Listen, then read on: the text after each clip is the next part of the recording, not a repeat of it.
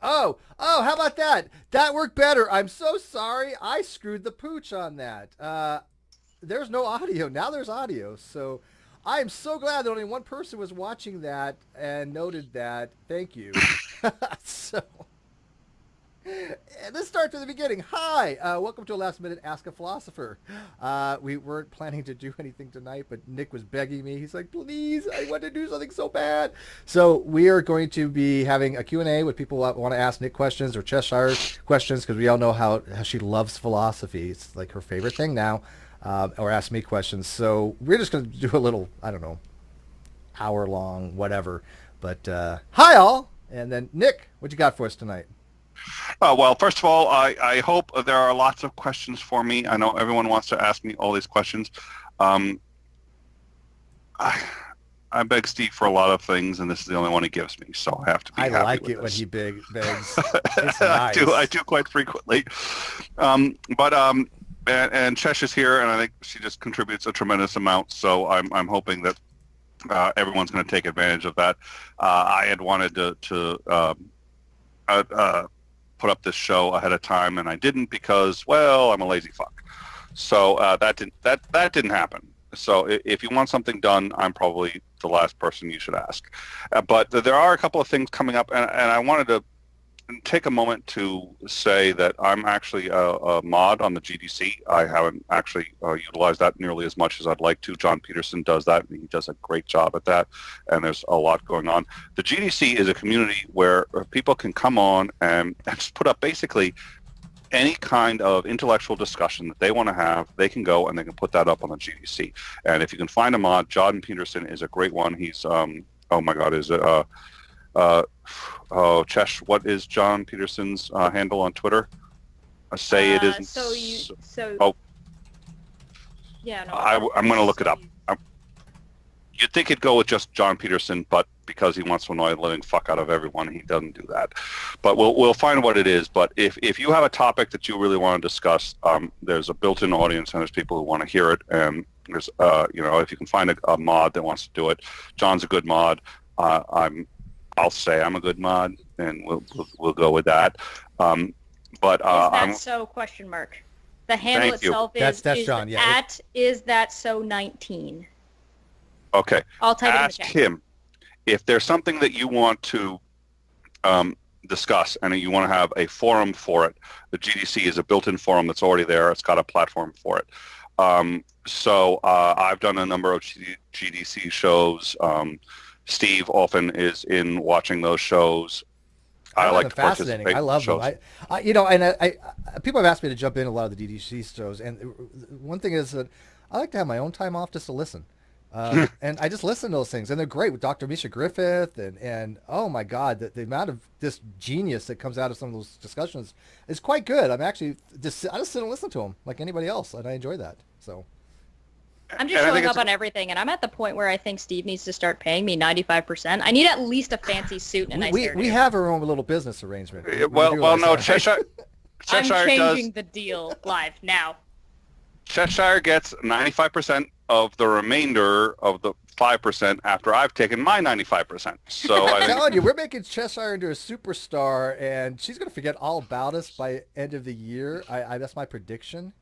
So whatever. If that's even remotely a possibility, I'll take it, but I probably won't forget you guys. Most women try to forget about me as soon as they meet me, trust me. Yeah, I was going to say I'm a little surprised she knows my name in the middle of this stream, but I am thrilled. So actually this Saturday on the GDC, right, July 6th, 2 p.m. Yep. I have Pacific, yes, sir. 5 Eastern, I have you guys are going to discuss humanism with Christy. Yep.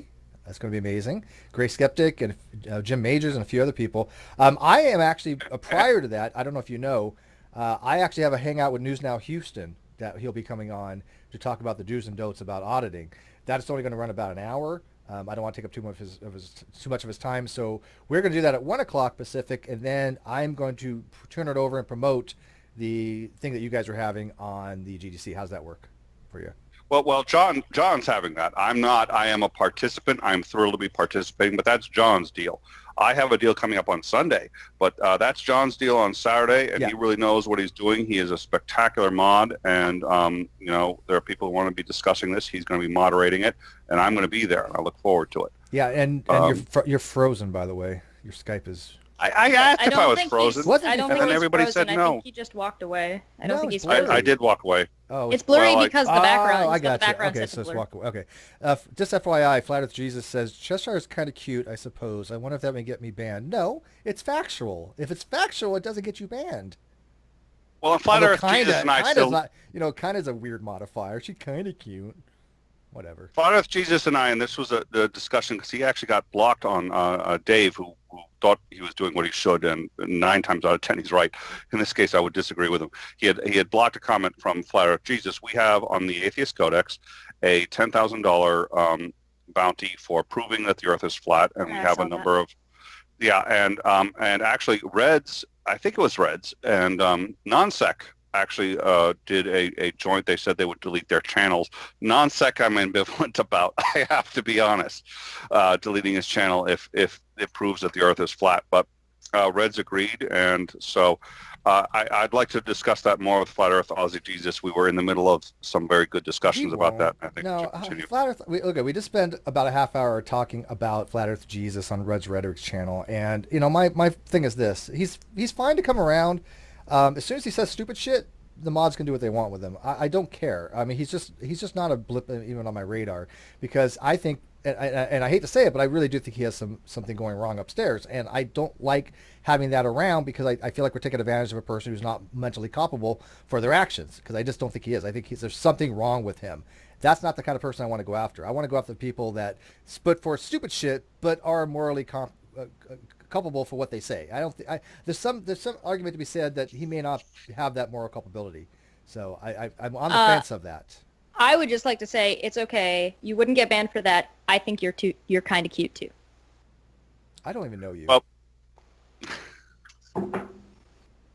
Well, I think that's a genuine concern, and that's something I try to take into account, especially as a representative of the Codex. For the most part, we offer a number of different challenges one can take, and we're looking for someone who can actually prove that the Earth is flat, and we're very excited if someone could do that. I'll find you somebody. I'll find you somebody eventually. I'll get back into the Flat Earth stuff. I know that Fight the Flat Earth and Simon Dan and a few other people want to come around, so we'll work on that. We will. I'm booked for this next week. Is going to be quite spectacular because we got Hugh Ross coming on. We've got Fuzz Rana coming on. We got News Now Houston coming on. We've got The Busy Griffith Week coming on. We got Sarah Michelle and Dr. Gary Merritt, which is Sisyphus Redeemed, hopefully next week too. So we're just out of the gate just doing stuff. I told you it would take a few weeks, and so it's been a few weeks. So we're making things happen, slowly but surely. It's not easy scheduling this stuff. Trust me, it's really not. Oh Jesus, no.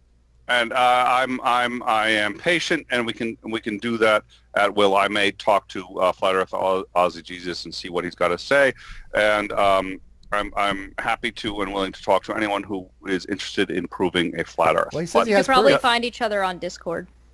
Well, no, we've been talking on Facebook for a while, and then I was disconnected for a short while, and then he and a couple of subscribers of his and I were discussing it for quite some time, and he seemed to stay out of the discussion for about 2 weeks. And he and his, we have a number of tests that we believe would conclusively prove whether or not the Earth is flat. He rejected a couple of them on principle, and it's we'll find a way, and I'm hoping that I can discuss it a bit more with Reds, because he and I had talked about it a long time ago. But my principal thing is, because I don't necessarily want to plug that. That's a thing we do, and I'm thrilled about it. But I do think that the GDC is an underutilized. If you're somebody who's got a discussion you want to have, and you want people who are interested in intellectual topics, I think the GDC is a way to go. I have recently, and I've known Renee Valations, who I think a number of people, I think there are very few people who don't know who Renee is.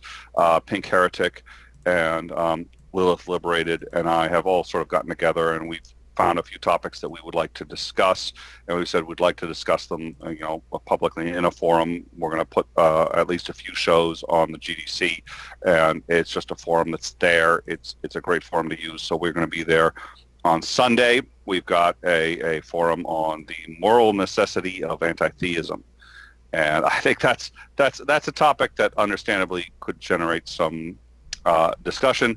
We're going to be doing that on Sunday, and it's just one of those. Again, the forum is there, so we show up. We're going to have this discussion, and I hope that people are going to tune in. We're going to, I hope, do at least a couple more on the GDC after this. But these are all people who have things they want to say, and I think they're well respected in the community and want a platform in the GDC, which is perfect for that. So that's where we're going, and I think that's a great opportunity. So we're thrilled to do that. So on top, I'm going to be doing the humanism discussion tomorrow. We're going to be doing, I think it's 2 p.m. Eastern Standard. Rene Valation, he's a German. You all, I think, have seen Rene at one point or another. Lilith Liberated and Pink Heretic, and we're all going to be discussing the moral necessity of anti-theism, whether or not it is a moral necessity, how and or why, and I hope people will show up. But I'm thrilled that the debate community exists, the great debate community exists, and that we can do it there, because otherwise we'd be starting from ground zero, and we're not. So thank you. It's nice to have an open forum where people can, even if you're not experienced or it's going to be your first time on air, it's not a problem there. Yeah, and by the way, they're really Revelation and Lilith, and they're thrilled. They've actually been on Twitter going, "Hey, we're looking forward to this," and I'm really happy that we could provide them a platform. And the GDC channel's been around for a while. It's never been a big channel. It's starting to grow. It's like double what it was, but it's always been a catch-all, right? It's for people that want to have conversations about things that may not be something appropriate to their own channel.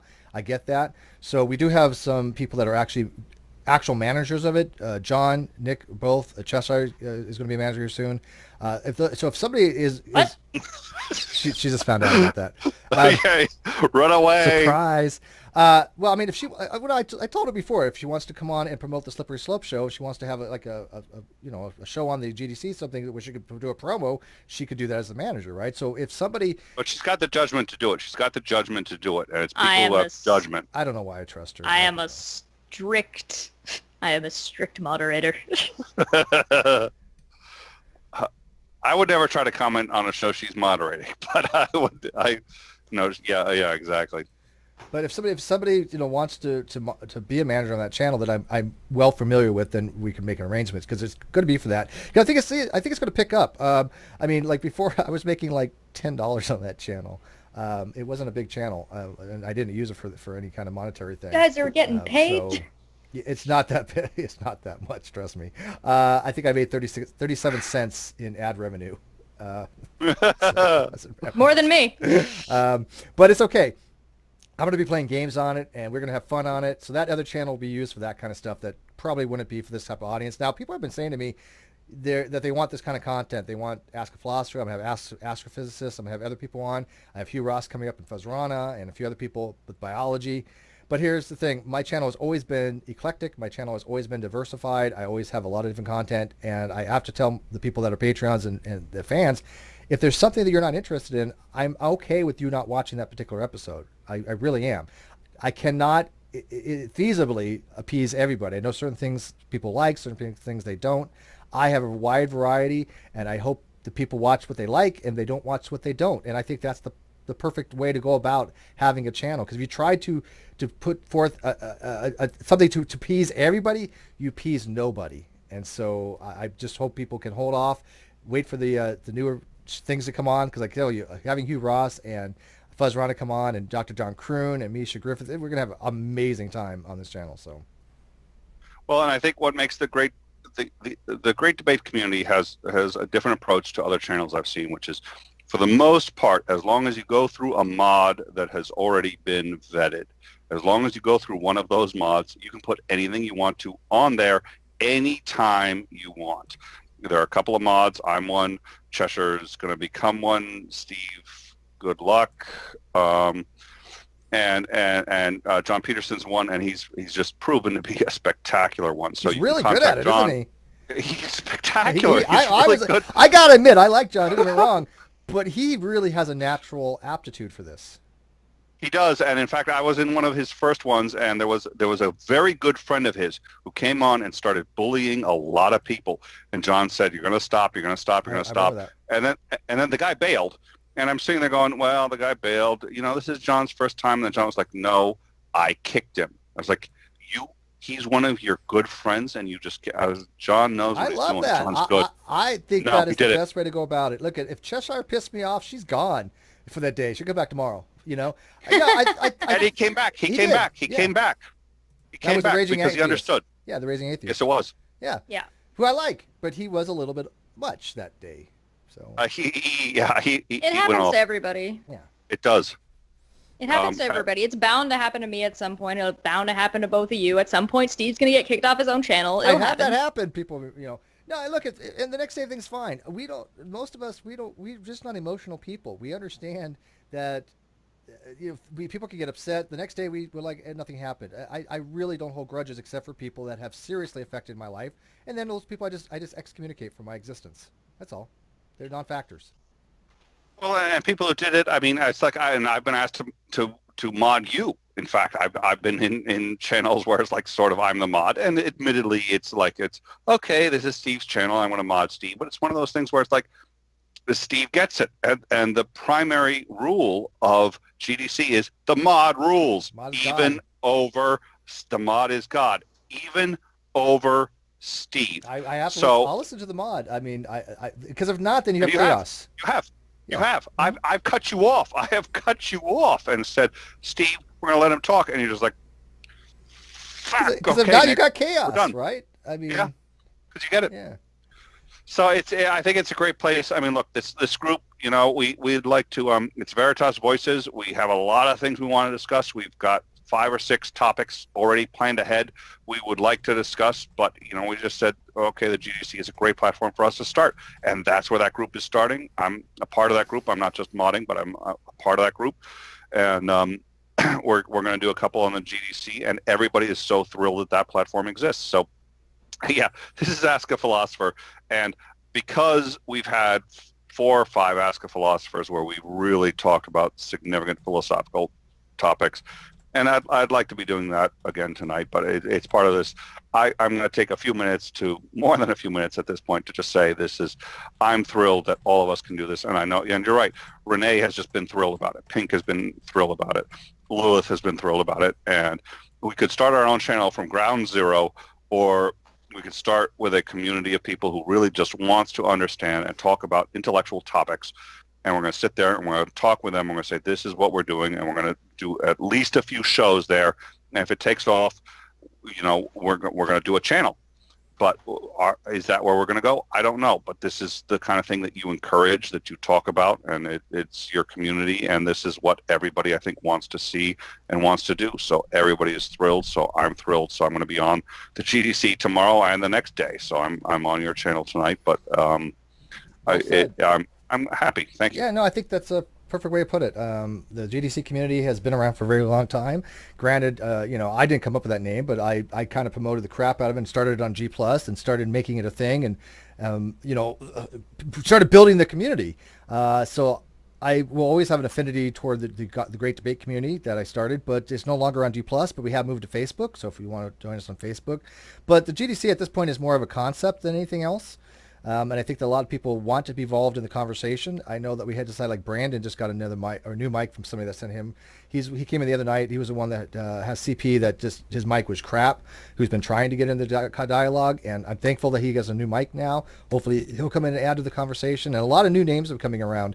And that's what the GDC is about, getting new people in, having new people, not be afraid to jump into the dialogue, because a lot of people tell me, oh, I listened for a long time, but I don't want to get involved in the hangout because I'll get crushed. We're not going to let that happen with new people. I will not let people dogpile somebody just because they're not familiar with the concepts, if they're willing to learn, right? But if you come I'm in, still new. yeah, but if you come in like a bat out of hell, start just shitting on everybody, then yeah, you're probably going to go down in flames. If you come in looking for a fight, you're probably going to get one. Yeah, you get what you get, man. All right, so anyways, this is a Q&A. So we do have Skype now. We're doing different things. So right now, Cheshire is the gatekeeper. She has the Skype link. If you know her on Zool. She's the form of your destruction. Can I be the keymaster? I'm just asking. It's a rape. Asking for a friend. Rape joke. You want to get coffee? For a friend. Man, Yeah. Ozzy Globehead is just like throwing the stuff around today. He was like in Red's Rhetoric channel, just super chatting away. Thank you, Aussie Globehead. 100 Australian. Holy cow. He says, I don't understand philosophy, but I join the conversations. I find it interesting. And that actually means more to me than somebody who actually understands philosophy, because I want this channel to be set up for people that don't know these concepts very well to learn. Right? But that's what I'm here for. I enjoy the conversation. I don't know very much about it, so I'm kind of here to ask the questions that I don't know much about what's going on. So, well, and if you've got specific topics you want to discuss, get a hold of me. You can get a hold of Steve, but Steve's got like 30. Yeah, they're the ones, gatekeeper. and message them. Yeah, for the Skype thing. If you get a hold of me and say, listen, Nick, I'd like to discuss this on Ask a Philosopher. If it's a good topic, I will get it on and we'll discuss it. So the last one, which was logical problem of evil, which I had to unfortunately bail on, a personal mild thing I had to go deal with, but I bailed on. That was actually one of my favorite ones, and I think it was a good one. I'm not going to give Cheshire any credit for the fact that I enjoyed it, but certainly that was a really good one. She carried the load when you were gone. She held her own. She did awesome. Thanks. Even when I was there, she did awesome.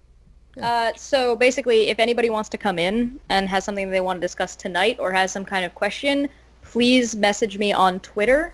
The handle is the exact same as it is in the chat. You can find me really easily. I'll also put a link to myself. My messages are open, and I'll get you the link to get it. All right. So first question. Just tell me what you want to talk about. Or put it in the live chat, or DM her, yes. Whatever it is. Yeah. But thank you, Aussie Globehead, very much. Nick Suter at twitter.com. If you have specific topics that you want to do, I'd like to have much more specific topics than we had tonight for Ask a Philosopher. Let me know, and if we get a good one, because the previous one was, in fact, there were 3 people who asked me for that one. None of them showed up. That's fine. I enjoyed the topic nonetheless. 3 people said, explain this to us. I said, okay, show up. None of them did. Ask and we'll discuss it, but I'm the one you want to talk to. So Nick Suter at twitter.com. Yeah, and I'm putting your link to your Twitter in the description right now, and I'll put Cheshire's in there as well, and then people can find it that way. So absolutely. Yep. And then ask Cheshire too, and she can get a hold of me, and we can talk about it. And yeah, you can try messaging me, but I honestly probably won't get to it because I got too many things going on. It isn't. Yeah. You got I don't have a 30 producer. million shows you're running. You got 30 million shows. I need a producer, but Bulldonator. I hate asking Bull to do this because I know he would do it, but the problem is but he has gotten his mad skills, right? Yes. I've seen him do the Geek Room. He has got it going on. He's got so much talent being a producer. People don't realize. I feel like I'm asking him to slump when he do this. Well, and he's doing at least he's doing that. He's doing a show for Scientist Mel. He's doing what is it, oral? He's doing like 3 or 4 different shows, and he's doing a spectacular job. And it's just one of those things where everyone just sort of has to be happy for him and say, I wish he was still around, but we're all happy for the fact that he's... I miss him, but he's done well for himself, and I'm very happy. But I'll get him. He'll do something, trust me. So first question to you is from Sock Account, a resident layperson philosopher as well. Not Sokka. You're going to love this. By the way, you're allowed to pass. What is okay. Let's see. Ask a friend or call Chesh. Okay. Question for Nick. When it comes to various philosophical problems, how much weight do you put on pragmatic frameworks like epistemic utility theory for epistemology? Go figure, Sock Account. I'm going to read that again. How much weight do you put on pragmatic frameworks like epistemic utility theory for epistemology? I have no idea what he's saying. Okay, listen. If it comes to epistemology is the question of whether or not we know something is true or not. So if he's asking about how much do I care about our understanding of truth versus what is practical, in general, I give usually about a 50-50. I think, but the problem is, I think truth is related to practicality, and I don't think you can separate the two, as that question seems to have done, which is to say that in general, truth is almost always, not always, but almost always the most practically speaking effective way to go forward. And even if not in the short term, almost certainly in the long term. And I think history, both short-term history and long-term history reflects that. So I would tend to say that in terms of epistemology versus practicality, you can't separate the two. I lean slightly towards epistemology, which is to say that I think truth will out in the end, whether you like it to or not. So I lean towards understanding what is true versus what is practical and what is most important here and now. Is that an ideological position? Possibly.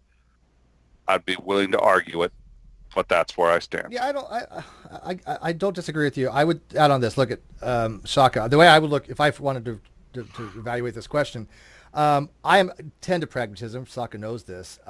There's different theories of knowledge, right? Obviously, the base theory of knowledge is justified true belief, which is the position that you can be justified to say you have knowledge if you meet three criteria. One, that the proposition is true, the subject believes the proposition, and you're justified to believe the proposition. Then you can say that you meet the criteria for knowledge. But there's many different theories of knowledge. There's semantic theories of knowledge and pragmatic theories of knowledge. I think the way he's asking this is that, and he can clarify on this because Saka's, like way up here. I think he's asking if in epistemology, do you agree with theories that start from a pragmatic base rather than a knowledge first base or belief first base? That if it's practical or pragmatic to say it's knowledge, then we can actually say we have knowledge of something. Because sometimes in science we say that we know things, like in science, but they're not really caring about whether it's justified true belief or not. That's a philosophical question. So if it has some kind of utility, epistemic utility, to say we know that the theory of evolution is a fact. We know that it works. We have knowledge of that. I think that's maybe how Saka's asking that question. But if I'm way off base, Saka can gauge that. I was kind of understanding it as from a logic standpoint, you can't necessarily prove that whatever is behind me is still behind me if I'm not looking at it, or I don't have a way to observe it. But that's not a practical way to live your life. So at what point does solipsism and practicality kind of one takes precedent over the other of what you can prove logically with philosophy versus how you kind of have to live life? And there's maybe some of that too. And Saka says, yeah, that's it. The only reason I kind of got this is because, well, Saka and I go way back. We've had so many philosophical discussions, and I love his mind. But yeah, I think you're right, Josh. The principle of the scientific method is contingent upon a scientific theory working, right?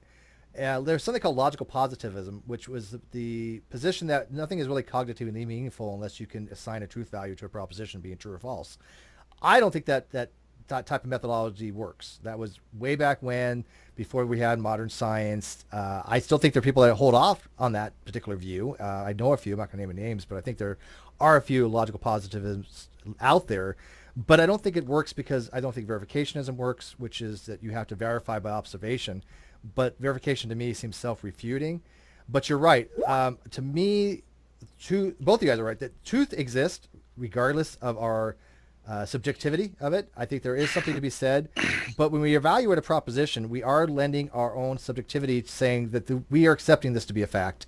There are ontological facts out there, but we have to evaluate them in our own way. But to be an objective fact, just all that means is that Cheshire and I can look at the same thing at the same way and independently come to a verification of it, or validation, I should say. That's what objective means. Does that make sense? That's the difference between objective, subjective in this particular case. People get them confused because they're not talking about science. Objective just means that we both have access to the same information to draw a conclusion. When we talk about objective morals, something like those lines. And it's not the same as science, but I think objectively we can all agree that Saka should be permanently banned from I don't know why he commenting hangs again. around. Yeah. Yeah. Saka is one of the smartest lay people I know in philosophy. I put something in the internal chat for you guys to just confirm. I saw that come up, but I didn't get a chance to read it, so... That's fine. No, you can't show that much skin. Sorry. Ah, I know it gets views, but... Yeah, well, I don't want to get the channel in trouble or anything. No, I mean, if they want to come in... I mean, that kind of horse has been beat to death. But if they want to ask a question... I mean, it is Ask a Philosopher. Yeah. I'm okay with it. I'm good with it. All right, first caller is confirmed. Question. Okay. I know I'm going to regret this, but Yes, I'm you okay will. with it because it's a legit question. All right. So I'm in. And I saw somebody else. While he's coming in, somebody asked, what is the peer review process for academic philosophy? I don't know. That's a good question. I don't have a peer review paper. I have things that I write. Well, I'm not there. There isn't, to the best of my understanding, in the same sense that there is in science. There is a peer review in that people are going to sit there and try to dissect what it is you said. But if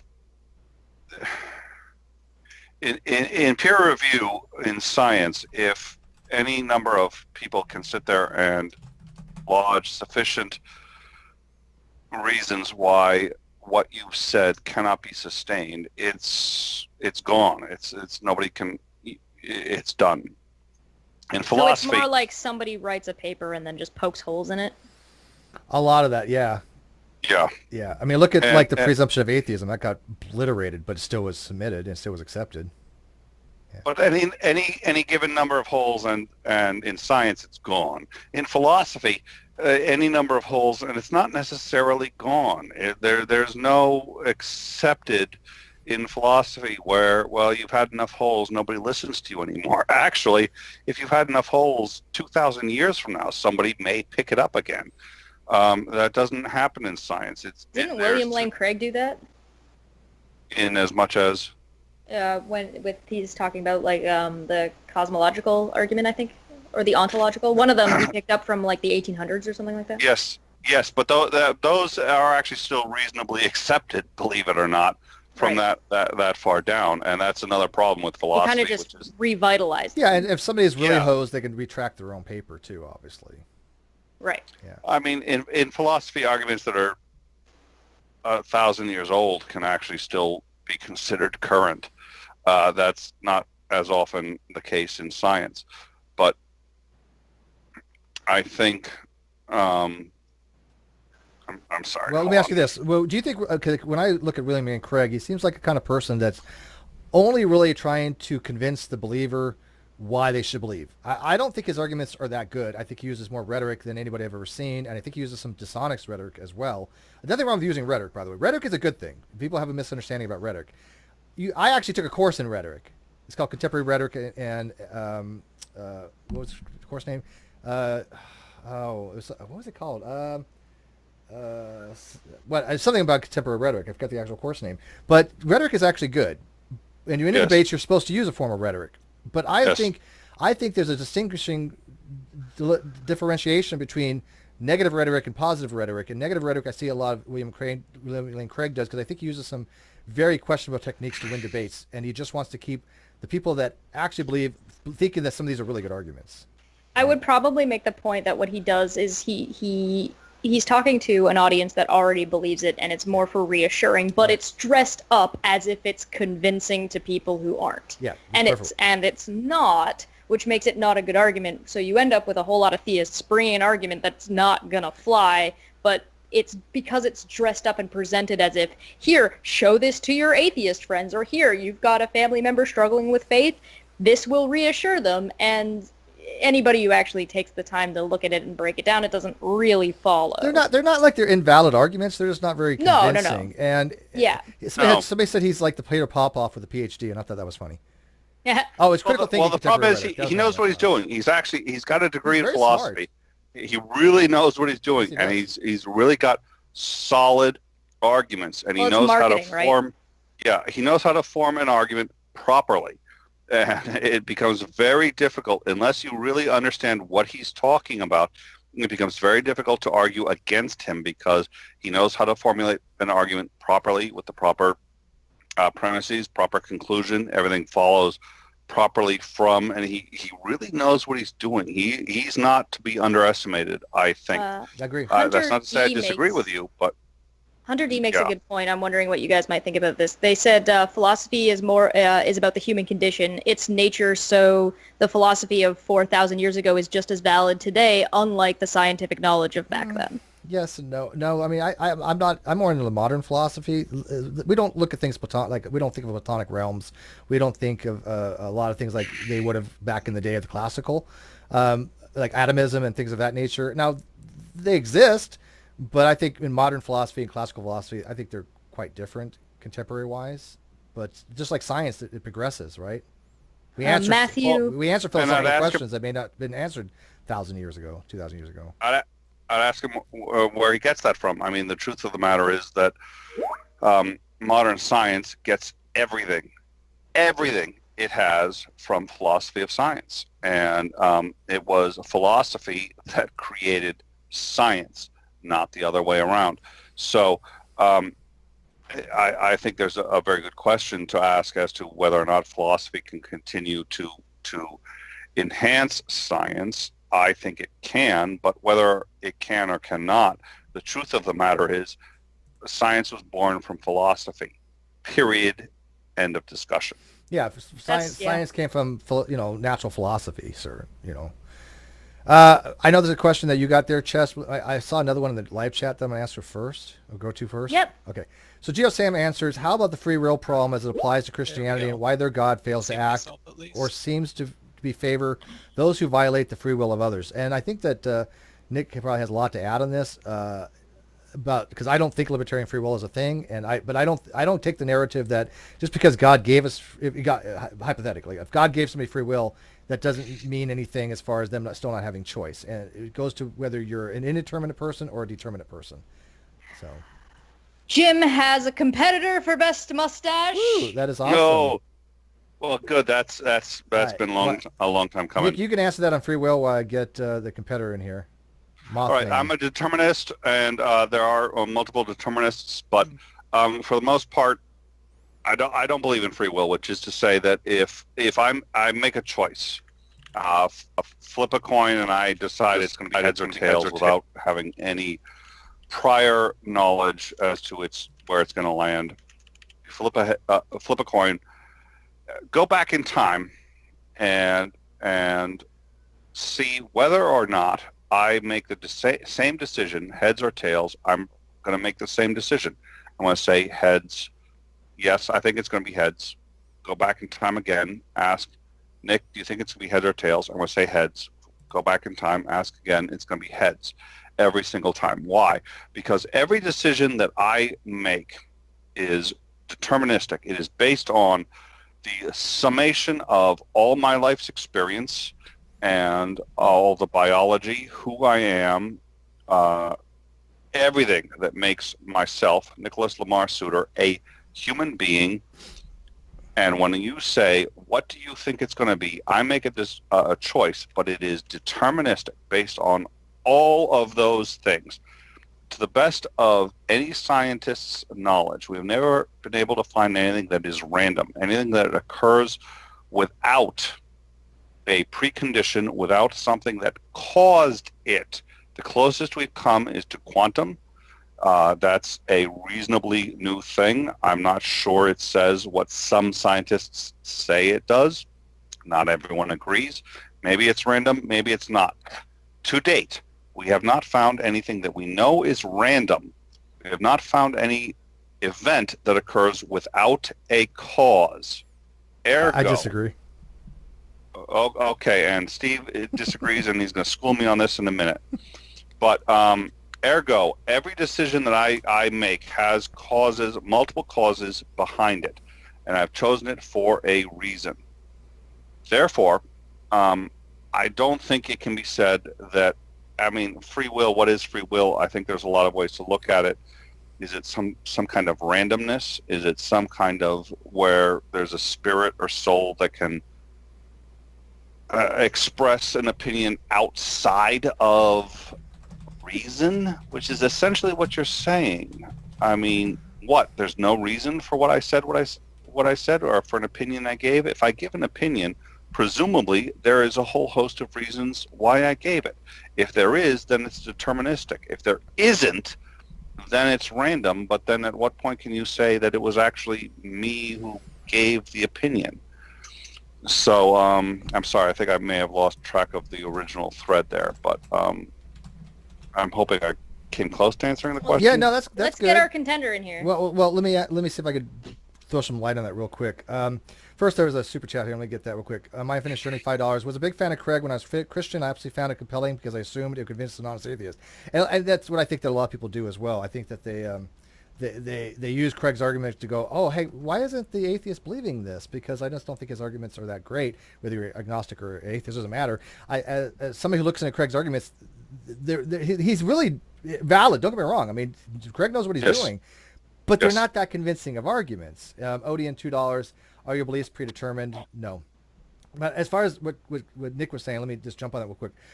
Two things. One, he was exactly right as far as I understand free will. If you make a decision at time t, and you have whatever choice you make, let's say you choose X over Y, and you in forward in time, if you would have rewind the tape and you go back to that same time, t prime to t, all things considered to be equal, called ceteris paribus, means that if you have the exact same situation, same variable, same everything, exactly the same, the soft determinant or hard determinist would say you would make the exact same decision every time. I fall into that category. Soft determinism would be compatibilism.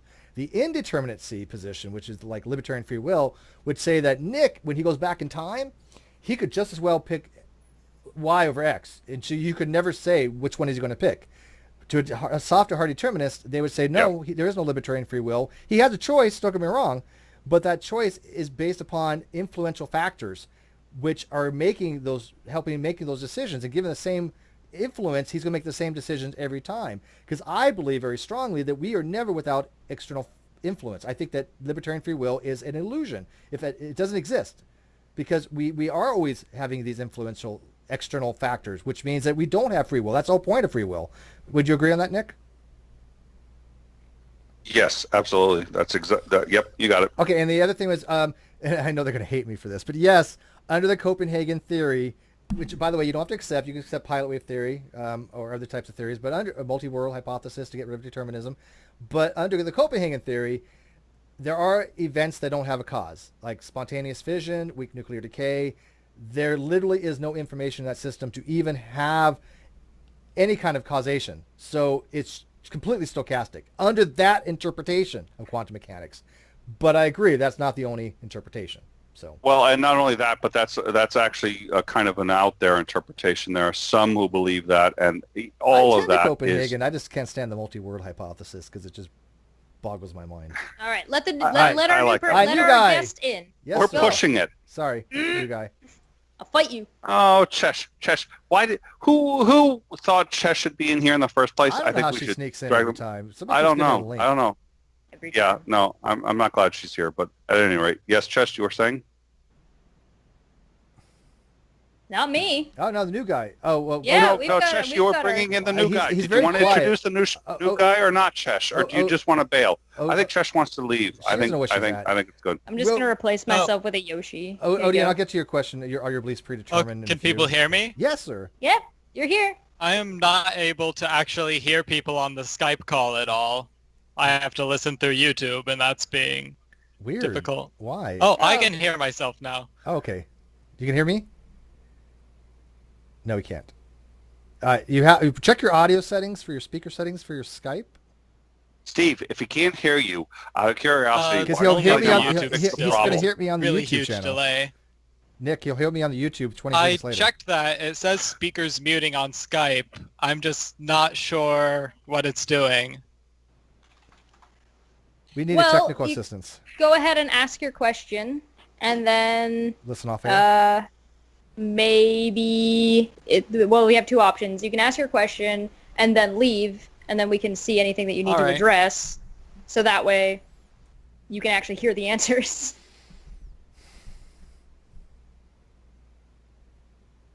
If that works. And then go for it. What's your question? We'll deal with the lag. Yeah, that works for me. Sorry for the huge delay between me speaking. Yeah, it works. Yeah, so my question is, I'll go ahead and summarize my two slight questions real quick, and then I'll get off. So my first question is, now I'm hearing myself with a huge delay. But so, if atheist is defined as the belief that there are no gods, then Just mute I'll your... just message it wait, to wait. Cheshire. Just and, mute... Well, actually, the message that I already sent you is good enough. Well, actually, I'll expand upon it a little more. Mute your But I have to get YouTube off. right now. This is really confusing. Okay. Yeah, if you mute your YouTube, and then you can talk, you won't hear yourself. Yeah. So wait for him to catch up here. He's going to hear this in the middle of his talking, but I think he's doing well, and I look forward to hearing him finish this. Yeah, it's just like a 20-second thing.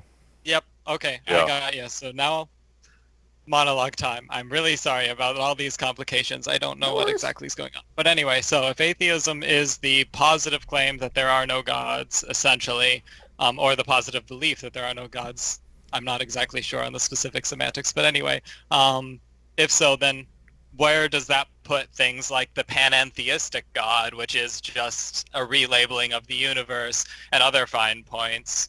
A secondary question, since you've sort of beat that issue to death for the past couple weeks, would be when would belief in the supernatural be justified, or what type of evidence could possibly justify belief in the supernatural? Those are both good questions, actually. I'll go ahead. That's actually a really good question. Nick?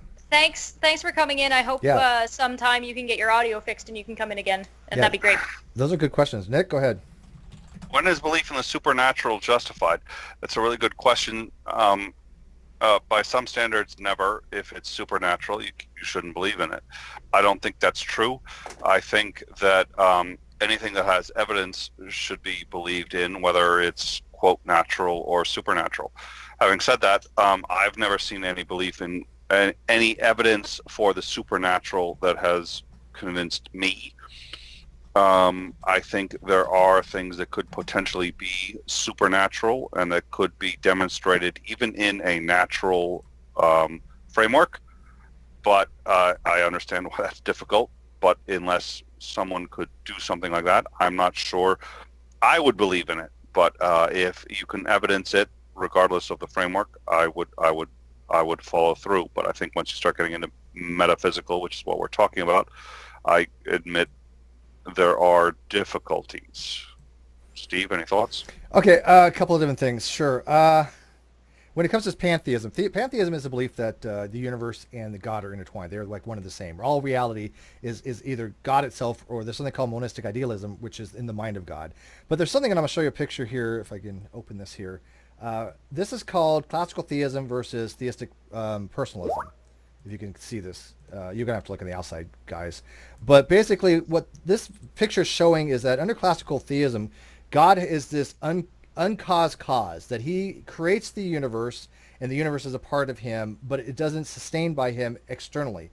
The other way of looking at it is theistic personalism, was very similar to more of a non-pantheistic, where God created this separate universe, right? And it's called the Great Demerge.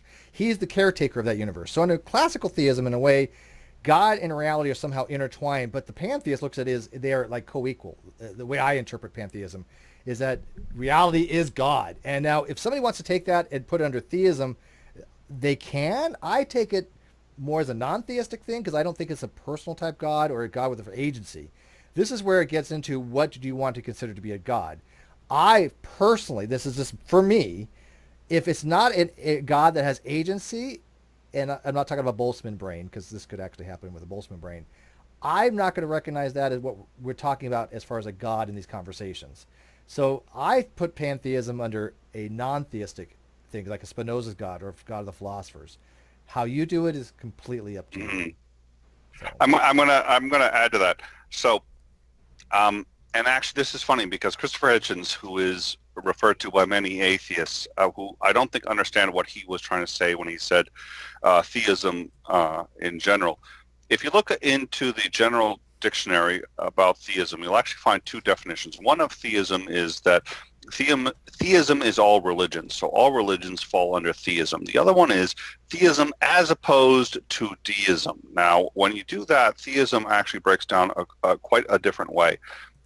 Theism would be, in that context, the belief that there is a higher power, and that higher power empowers you in one way or another to assert his will, his, hers, whatever, will onto other people. and that there are commandments, specific injunctions, and so on and so forth. And this is the theism as opposed to deism. Now, in one breakdown of theism, deism is a subset of it, but in this particular version, deism is not a subset of it. Deism is a separate class of belief. And if you're talking about these formal beliefs of what a theistic God may or may not empower you to do, pantheism, polytheism, most of these believers do not think that their God empowers them to push their beliefs onto other people. Most theistic gods in this breakdown do believe that. So by this particular version, and I don't want to say that it's actually I'm not. I was going to make a joke there about agnosticism, and I think I will stay away from that. I think my only contention would be just if you're going to try and demonstrate that something supernatural is possible and exists, is how. I just don't know how you would go about even starting that. If you were able to do it, great, cool, but I don't. That would be my contention. But we should move on to the next question. Yeah, I think that's a genuine problem. But yes, let's move on. Karasa has 5,000 W. Then where would the kid watching the ant farm god fall under? Yeah, probably deism. Deism is a non-interactive deity. Now, under classical theism, that would be considered to be actually an atheist point of view. But non-classical theism is only held by a few people I know. I know Dr. Rhodes, he actually holds the non-classical theism, so he holds a classical theism. But in non-classical theism, deism is just under a theist position. But that they don't distinguish between personal and non-personal. So any belief in a god, including a deistic god, would fall under theism. But to a hardcore Thomist or to a classical theist, they're not going to think of it that way, which is fine. They don't have to. It's a different schema. So if they say, well, under that schema, if you don't believe in the theist God, you are an atheist, that's fine under that schema. You have to know what framework you're working with. So right? Next question is, secular humanism relies on the idea that people are naturally good and empathetic. If people were naturally evil, do you think secular humanism would fall apart? This is from Matthew McKinnon. Hopefully I said your name right. Take that I apologize. One, that one's good for you. I think it would just change its ideals. I don't think it would necessarily fall apart. I don't think it would function, and definitely not the way it does now. But if people were naturally evil assuming you're not using D&D terms of evil, because the D&D terms of evil aren't what's good, it's just what's chaotic. So if you're going with chaos, then society has a problem with chaos and doesn't tend to hold together very well. So in that sense, I would say, yeah, it would fall apart. But if you're using more the morality that people are naturally not good people, they're naturally evil or want to cause destruction, then it would fall apart in the degree that society doesn't really work very well that way. But I think you would just have a group of people that think bad things are good for people at that point. So it would still be humanism. It would just have negative qualities instead of positive ones, in my opinion. Well, no, but the only thing I like the deity alignments. I'd be chaotic good. I'm cool with that. Or no, actually neutral good. I'd be neutral good. I'm not chaotic good. I'm neutral good. So yeah, I'm fine with that. I like the way the D&D does their alignments though. So I think are you more chaotic good? Me? No, you're just chaotic. I'm chaotic neutral. Chaotic neutral, yeah. Specifically, don't tell me what to do. Yeah, I can buy that. And Nick is chaotic good. I think he's chaotic good. Or no, I'm going to put him as neutral good. I don't think he's chaotic because he writes, books on these topics. And he's not lawful good because he doesn't have to necessarily be he's not like a paladin or anything. So yeah, I'm not going to be lawful. No, you're not going to find me on lawful. I would put you as neutral good too. Let me just quick. Good. So I think even if human beings were all evil, we would find a balance nonetheless. So we would be able to find a state of equilibrium whereby our sense of self-preservation would nonetheless, even in a completely evil system, our sense of self-preservation would be able to, perhaps regrettably, nonetheless find a balance where we could function and continue as a society, even completely. Well, yeah, even if you think that wouldn't change it would just change the perspective of humanism, but wouldn't necessarily Yep. change that Yes. society would still have to function as if people would just have to be better than what we naturally are by those standards. Yeah, Nirvana You got it. says for $2, do you three believe legitimate evil exists? Probably not per se, but this is kind of a follow up to the next thing, which somebody had asked. What is evil? In philosophy, evil is not what people think it is. Evil is basically anything that has a bad or negative influence or it's harmful. In like theology, though, it's different. It's the privatization of good, which means that lack of good is evil. If you're away from God, that's evil. So they call that privatization of good. But from a philosophical standpoint, a natural evil would be something like a tornado. That is evil. And so when people say, well, do you think evil exists? Well, yeah, that's what these are the frameworks. Yeah, it that we're depends working on in. what you prescribe Right. evil to be. Evil doesn't have to at have that a point. mind. It doesn't have to have agency. It's what considered to be to bring about harm or a lack of a good outcome would consider to be something that is evil. Does that exist? Of course. But I don't think there's some malevolent, what's the word? Malevolent. Thank you. Malevolent, I was thinking Melissa. yeah. I was thinking of the movie Melissa. What is it? Maleficent. Maleficent. Yeah, that'll think of get Maleficent you for some every reason. time. Every time. Every time. Next Malevolent question. evil out there, no. So Yeah. I do think evil exists.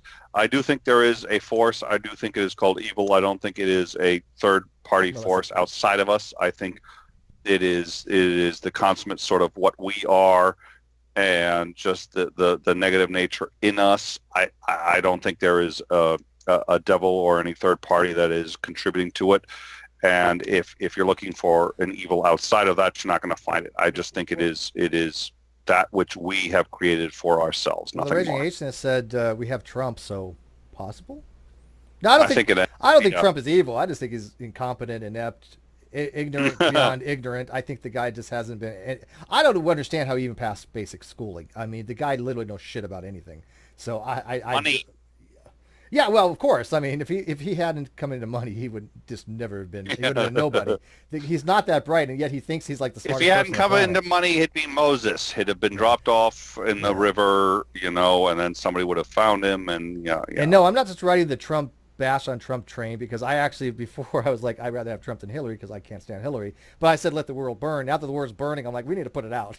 So we have two more questions, and then we have a question from a caller that's ready to come in. So if you guys want to burn through these two questions really quickly, or do you want to get the caller in and then go back? Let's do the two. Oh yeah. Do the two? Okay, so there is a push by religious leaders to bait young children into their congregation, but their methods are antiquated. Do you think there is a way to halt that push into religion? This is from Davros, Demonic Davros. Yes and no. It's up to each individual parent. As a parent, you have to educate your children into what you want them So to instead be of in, making the direction you adjustment- want them to go. Yeah. So instead of making an adjustment from the church's point of view, who's making the Correct. push to educate parents? Yeah, I think so too. I think it's parents. I look, churches have a freedom to do certain things. We allow them to have that freedom, and I don't think that freedom should be stifled. Because if you start doing that, there's going to be huge problems. And so I think it is based upon education to push a certain separation of church and state, and to have parents that say to their children, look, you're allowed to express your freedom of religion. You're allowed to go and search for yourself. Let your kids, and I speak from a parent by me doing this to my own daughter, let them find their own path. I don't find a problem with that because my daughter's not an idiot. Okay, she's going to find her own path. So education. But I think education is key. Yeah, I think that takes precedence over trying to legislate or to provide carryover between the boundary of separation of church and state, because now you're encroaching on the church, which means the church can encroach upon you, and I have a problem with that. All right, Amen. next question. Can metaphysics and epistemology, this one's from Twitter, can metaphysics and epistemology cross over each other depending on the discussion subject? Good question. They're almost indistinguishable based on some subjects. Yes, they overlap, and on some subjects they are completely indistinguishable. Yeah, I mean, metaphysics contains a lot of things, including knowledge, beliefs, existential claims, time. These are all falls on. I mean, epistemology falls under metaphysics in that regard. Yeah, I think we've answered it. All right, so the question for the caller coming in, which I believe they're on their way, was, this is Mighty Chicken. Okay, so when does one religion become better than another? For example, who is to say that the Aztecs were right over the Christians? Both thought they were correct, but had differences. We could spend an hour on this particular question. Well, Steve, you were an asking for hour questions. is phenomenally. We could spend years. I'm just this. getting to scratch the People have surface. spent years Yeah, on this. that's kind of a loaded question. I'm happy to touch it. Go but, ahead. They're that's coming. a They're touch. coming in, so they might Good, be able bring to 'em in. clarify a little Nick, bit more. you can touch anything you want. You know you have carte blanche. Oh, that has just made my night. He's gonna soundbite that for later. Watch him. He'll play that when he's going to sleep. I have. Oh, I hate it when Steve knows what I'm going to do ahead of time. I just know you. Well, is he coming in? Does he want to like? Because that's a pretty you involved don't question. know me yet. You don't know me in the biblical sense. No, Steve, and I and never will. I've been trying to fix that. Yeah. Technically, I think a virgin is you've never been penetrated. So I think we really need to bring this other caller in before this becomes this is turning into a completely different conversation, people. It's falling apart. We're off the rails. Please get the other caller in here now. Well, we're waiting for the other caller. I'm begging. I love my channel because we can go in all kinds of directions. Portal 2. What's his name? The little Waldo... Wheatley? Was it Wheatley. Wheatley? Yep. Wheatley. I love the part when he's, and this is not a spoiler, but he's like, if I've been told if I go off the rails here, I'm going to die. Yeah, I've never been off them. I've never been off the rails. They told me if I die, okay, we're going to try it. Okay, They here I lied go. to me. I'm alive. It was hilarious. Love that shit. Portals 2 is a great game, I got to admit. Go get it, people. It is very good. Yeah. I haven't tried it. I'm going to get into it. I'm going to get it. No, nobody smack me down for that. There's some philosophy in that game. It's a really Portal 1 and Portal 2 is good. I just started Divinity 2 because somebody got that for me. I love it. Yeah. It's right up my alley. It's part of the game style that I play. But I suck at it. But when I get better at it, then we'll have some. It's a little bit of a learning curve. Let me ask you this, because you played it for a while, and I know Dave McGinnis plays it, and Nick used to play it.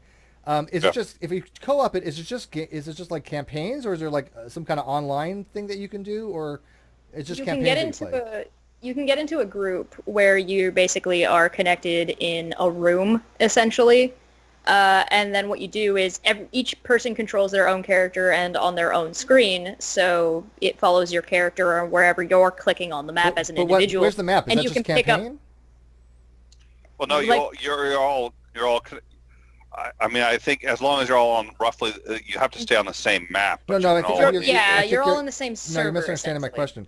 Like, I'm playing the storyline right now. Okay, once the storyline is complete, is there like an online game, or I mean, it's the storyline with multiple people. Okay, so you start from the beginning. And elements of it, you have to start. You have to pick up a specific place, and then you don't even need to finish the storyline. So wherever you are in the storyline, you can say bring other people in, and you can bring as many people in as you like, and we can all play the storyline with you and laugh at you as you fail. That would be fun. Well, I made a promise I would stream this. One of the conditions to get the game is I have to stream it eventually, and I fulfill my promises. So I just don't want to suck too bad at it. Good luck streaming that game. I wouldn't play it if we couldn't watch you fail at it. This computer will do anything. It. It'll stream it, no problem. Not even an issue. Okay, so it says Mighty Chicken of Death joined the conversation. Muddy. I see no chicken and I see no death. Hold on, I'll send them a message. Yeah, because I mean, if we're gonna get into this particular question, you might want to be in here. Yep. Or she. We don't know. Or she. We don't judge. Yep. I know there's some questions in the live. I told them to leave and come back. Cheshire is unreasonably reasonable, and I think we need to have a vote at some point as to whether or not we want Squiggly Arab guy says, how would you respond to a non-theist who holds to natural evil not being evil, but a result of natural process occurring because of the influence of natural forces? Same thing. That's what a natural evil is. That's what gratuitous evil. I don't have a distinguishing difference between the two. It's a priori. It's not. He's not. Yeah. I mean, even theists, they seem to think that way too. I think Plantinga would agree that a natural evil is not necessarily caused by an evil entity. Yeah. So. It's showing them in the call, but not fully connected into the call. Can you see them on your end, Steve? No. So you can't see them at all. So we can't boot them out. Okay, I told them to restart their Skype. I'm going to resend the link. I will also send them a friend request, so hopefully that will help. Sokka's got some questions we can get to after this guy if we get to him. Oh God! Didn't I say we should like? Nick doesn't perma-ban like you, Sokka? Sokka. He says you suck. He says you kick puppies. Kick puppies is the nicest thing I've Puppy said about kickers. Sokka, but yeah. Well, I mean, I don't mind taking other questions while we wait for this guy to come in because, like I said, his question is complicated, Yeah. and I'm sure Nick and I have a lot to add on that. Sokka. Here's the problem with Sokka, which Sokka asks genuinely good questions, and I He doesn't listen to the answers? He does when I always make sure I clarify what Sokka's saying. Then he's like, okay, you suck at this, Steve. You got it wrong. Or, okay, yeah, that's what I was trying to say. I like to make sure that I don't strawman him, you know. What's your favorite moral foundation? Why kicking puppies is wrong? Oh, screw you.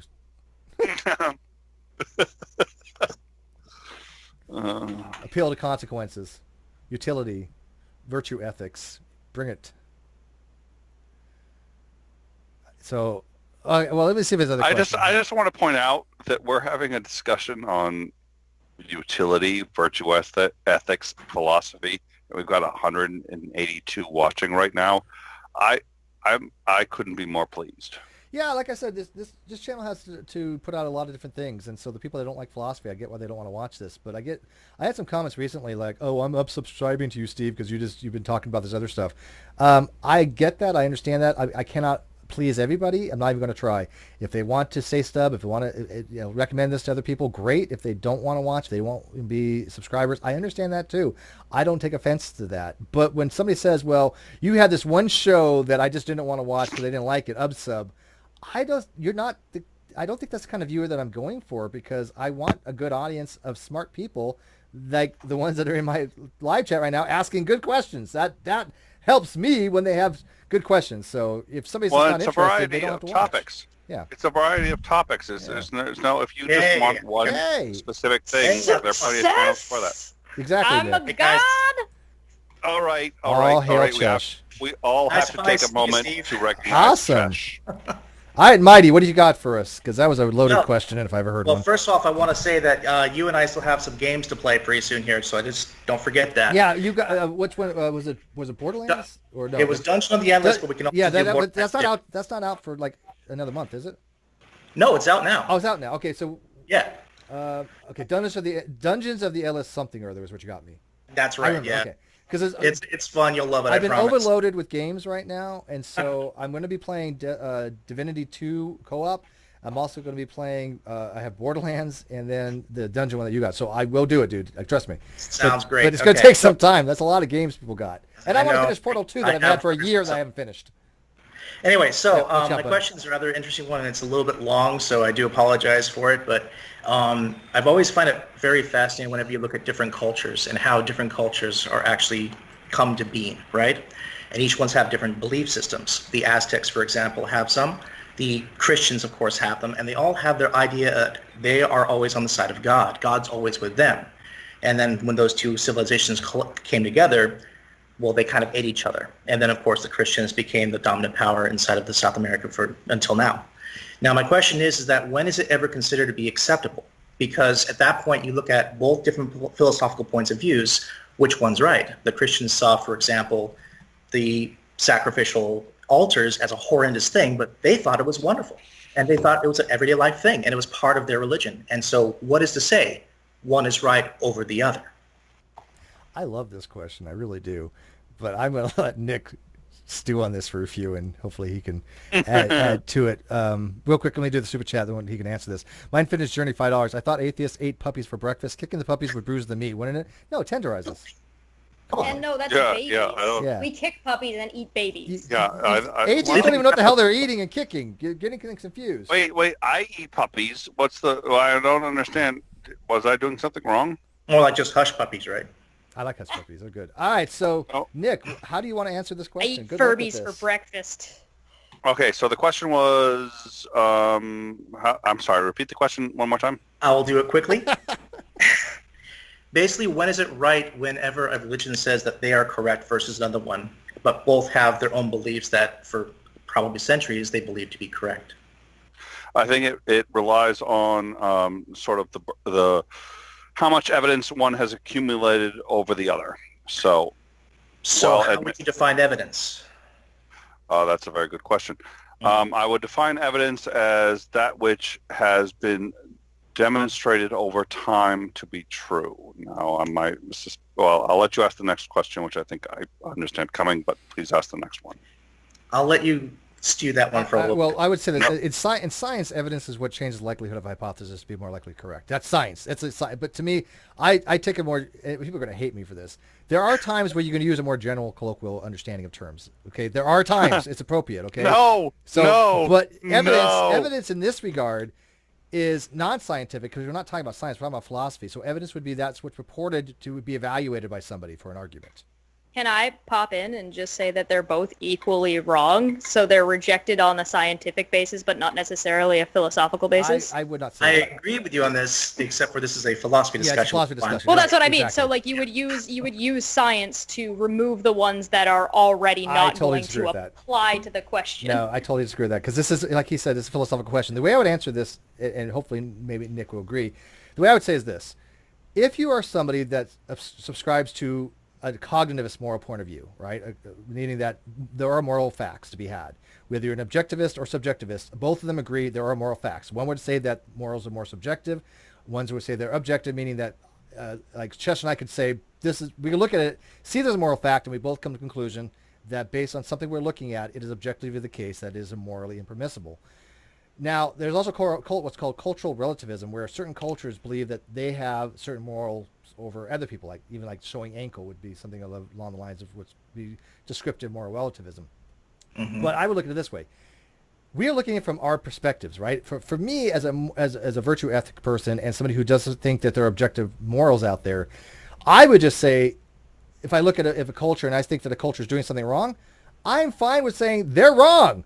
And when you say, well, why are they wrong? Because I think there are objective morals out there that exist, that they're looking at something and they're just coming to a wrong conclusion. There's nothing wrong with that. Now you say, why does it matter to your opinion over that? It doesn't, but that's philosophy. We all have to come to our own independent moral framework, right?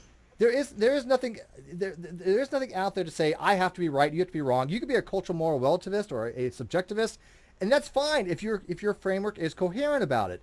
Mine's a coherent framework. So if I see people doing morally impermissible things like a Christian raping or pillaging or whatever, or saying God wants me to command you to destroy your entire race of people, genocide, I can say I think that is impermissible. I think that is wrong. That is how ethics work. But see, let me interject before you answer, because I would like to hear your answer. But I'd like to interject also, which is to say that I think a utilitarian framework also works here, which is to say that if whatever framework you have and that you say is accurate, and you want to say, how do I know that one person's is better than mine? If the net result is a negative, if the result is a net negative for the human species as a whole, it must necessarily be said to be a less positive framework than any other framework, which would result in a more positive gain for the species as a whole. And I'm not sure that there are many frameworks that you can say that cannot be put on that scale. And I think Steve has addressed some that aren't actually put on that scale, and I think that's worth noting. But the ones that can be put on that scale are also very important and should be considered necessarily in that set. Yeah, I'm okay with utilitarian and consequentialism in some regards, but those are normative. Those are normative. It is in some regards, right. And that's my point. Is it's in some regards, and I think Steve hit one set of regards, and I hit another. Yeah. And when you combine the two, I'm not sure how you can get around both of those combined. But that's very interesting just now that I wanted to address, if that's all right. Sure. And you mentioned, and now correct me if I'm mistaken, but you were referring to something that would be detrimental to the human race in general. So bad things, for example, like saying I'm part of a cult who wants to destroy the world. So that would be considered detrimental to the entire world. Mm-hmm. The problem I have with this, though, is this, the philosophical point of view, is honestly, when you really think down to the brass tacks of it all, when is that actually considered to be incorrect? Because I'm not saying that's a good thing, because I have a different view, of course, because that's terrible. But if, for example, there are cults who believe that one type of way of controlling the world's population is to by having it kind of like what Thanos did. Now, that's of course the big Thanos question here, is that when is that actually considered to be good or bad? Because in one way, you could be saving the planet. But on the other side, you're having half the people. So like going back to my Aztecs thing, that's kind of in a similar way, where they used to sacrifice their own people to the gods. And the Christians saw this as horrifying. And so they ransacked and took them over because of greed, but also because of religious fervor. When is that actually considered to be acceptable? And what levels do we actually say that enough is enough in one direction, and who has the right to actually say that? Welcome to the trolley problem. Same kind of principle. Yeah. I mean, these are in-depth philosophical questions. I don't even think actually have answers. I think we all, as moral agents, have to determine our own moral framework of what we consider to be morally impermissible and what morally is permissible. I think that that's a curse we have to bear, because we are thinking sentient creatures. And so I look at it this way. If you and I have a differing opinion, and by the way, what happened to Nick's video? It kind of went for a second. Do you still hear me? Yeah. It committed seppuku. Looks like you scared him away there, Steve. So if let's say like Cheshire says, hey, you know what? I think killing all babies is a good idea. Sure. I can say to Nick, hey Nick, I'm looking at this objectively and saying that we can evaluate this as an objective moral thing, and say if we ground it in harms and benefits to society and what's called enomoia, human flourishing, then this is a bad idea. Okay, this is a very, very bad idea because it causes harm. He can objectively look at that and go, you're right, Steve. This is objectively wrong because of it grounding in human flourishing. Not a good idea. So both of us can come to that conclusion and go, Chess, guess what? You're morally wrong on this. Now, she could argue till the cows come home that she's morally correct. You, as the other person, you're the bystander going, well, Chess is arguing this from a very idiotic position. She wants to destroy all babies because she just has a craving to kill babies for the fun of it. And yet Steve and Nick, they have a really good reason why that you shouldn't kill babies. You're probably going to go, as a rational person, more with our arguments than hers, I would think. Hopefully. Hey, listen. If it's a trolley problem, I'm going to curt it and make it hit everyone. And maybe myself, if I can. Take them all out, man. Everybody's gone. I'm looking for Problem let solved. And now that nobody's watching the fact that I've taken off my shirt and pants, which I think is probably what killed the video. That's for the after show. Yeah. Oh, jeez. I wish somebody had told me that. No, I think the video was running fine until I took off my shirt, and then it was just like, I ain't broadcasting that. For killing all the babies is that we already have a surplus of vomit on the planet. There's a surplus of babies. I do believe in the free marketplace of ideas, and I think that in general the best ideas win out over the end. If you consider how many planets there are that probably can sustain life, and how many there are here on Earth, if you take a look at Earth, and how many organisms have existed on Earth that have already expired, 99% of all the organisms that have ever, or all the species that have ever existed have expired. I'm curious, I sometimes wonder, is that not necessarily the same for the universe? How many planets might sustain life? I don't know, but I think there are a great deal more planets out there than anyone ever anticipated, and a large number that can sustain life. So the question is, and we can ask, why hasn't this life contacted us? It may have. I don't know. I think that gets into its own thing, but let's assume that all these organisms out there, possibly in other planets, are trying to thrive and survive and are trying to find answers to problems like this. Those that successfully do it can continue and survive, and those that don't end up in the 99% that extinguish themselves in one way or another. I'd rather not be in that 99%, but when you ask me, how do I know whether or not an idea is better than another? I tend to think, again, in utilitarian means, and I tend to think Is this something that makes our survival as a species more likely than not? And if it does, I tend to be for it. And if it doesn't, I tend to be against it. And I think there are nuances to how one understands that problem, because I think that's not an easy one. How do you know what makes our survival more likely than not? But I think more dogmatic practices tends to reduce it. More rational practices tends to increase it. Now, the chances are probably against us. If we take a look at both our chances of having survived even on this planet, 99% of the species ever on this planet have expired. The fact that we are here is so unbelievably remote. We're very lucky to have done this and gotten as far as we have. What about continuing further? What about viewing or exploring the rest of the galaxy? I think our ability to continue relies on rational thought, relies on us trying to overcome problems like this, and doing so by allowing the marketplace of ideas to overcome, which is to say that when someone says, well, I have a God that says X, Y, and Z, saying, well, what rational reason do we have for understanding and accepting that, and how can we move forward with that in a rational model? And if we cannot succeed to do that, we will expire, as quite possibly, if you were to extend the model of our existence on this planet out to the rest of the universe, which has so many more planets than we can possibly fathom, and quite possibly as many species that have been as intelligent as ours and expired for one reason or another because they failed to do so.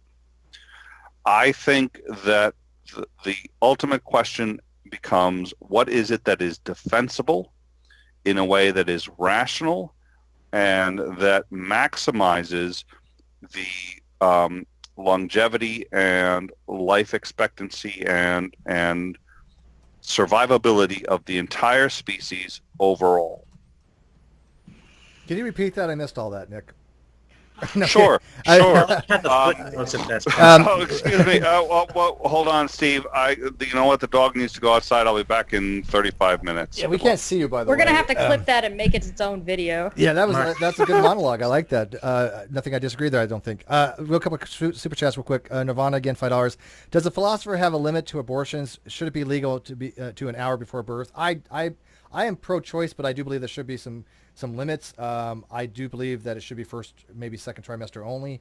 I don't believe in partial birth abortion or late term unless it's absolutely medically necessary. I don't see a reason for it. I do believe in pro-choice, but I think that if both sides of the abortion issue, the pro-choice, pro-life, they're never all going to get what they want. I don't think that we don't live in a society where everybody's going to be happy. There has to be a compromise. My compromise is have it available first trimester up to the second trimester until nervous system's forming and all that. But yeah, late term abortion, I'm not into that. I just don't think there's a reason for it. I think that they do it for really odd reasons, and so that's just my particular view on it. People can argue otherwise. Me and Steve absolutely disagree on this. Perhaps a discussion for another time. You think that it should be any time, I assume? I think it should be up till 3 years old. Oh, okay. Wait, you want to abort a 3-year-old child? Up to age 18, you can give it back at least. Cheshire. Yeah. I think that definitely is considered Cheshire, infanticide. Cheshire, oh, this is a serious problem, Cheshire, because I think I actually just fell in love with you, and that's a real problem. Don't do it. Yeah, no, that's dangerous. Cheshire is community property, yes, but you cannot fall in love with her because she'll break your heart and grind it up and make it into a meatball. Oh, no. Oh, no. She will find ways to murder you. She will, yeah. I have no doubt. The entire state of Alabama can fight me, chat. My Unfinished Journey, $2. What type of barbecue sauce goes well with babies? Well, that's honey mustard barbecue, maybe? No, you can't do honey mustard. You can't do honey mustard because the problem is that the sugar content is too high because they're fat and because they're... Oh, I'm sorry. Is this still live? No, you need Diana sauce, specifically the chicken rib one would be the best one to go with. I think that's called soul cooking. No, what do they call Spirit cooking. I'll agree with Chesh. Yeah. I'm going to agree with Chesh and pretend I never said anything.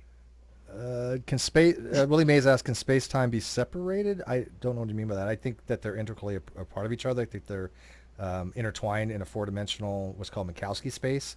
I don't look at it. The old way of looking at it was called Neo-Lorentzian model, where you had 3 dimensions of space, 1 dimension of time.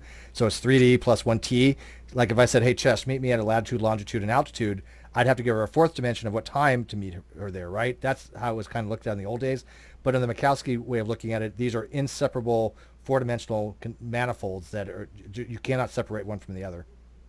You can bend them, Space-time can only be separated by human beings who don't understand the difference.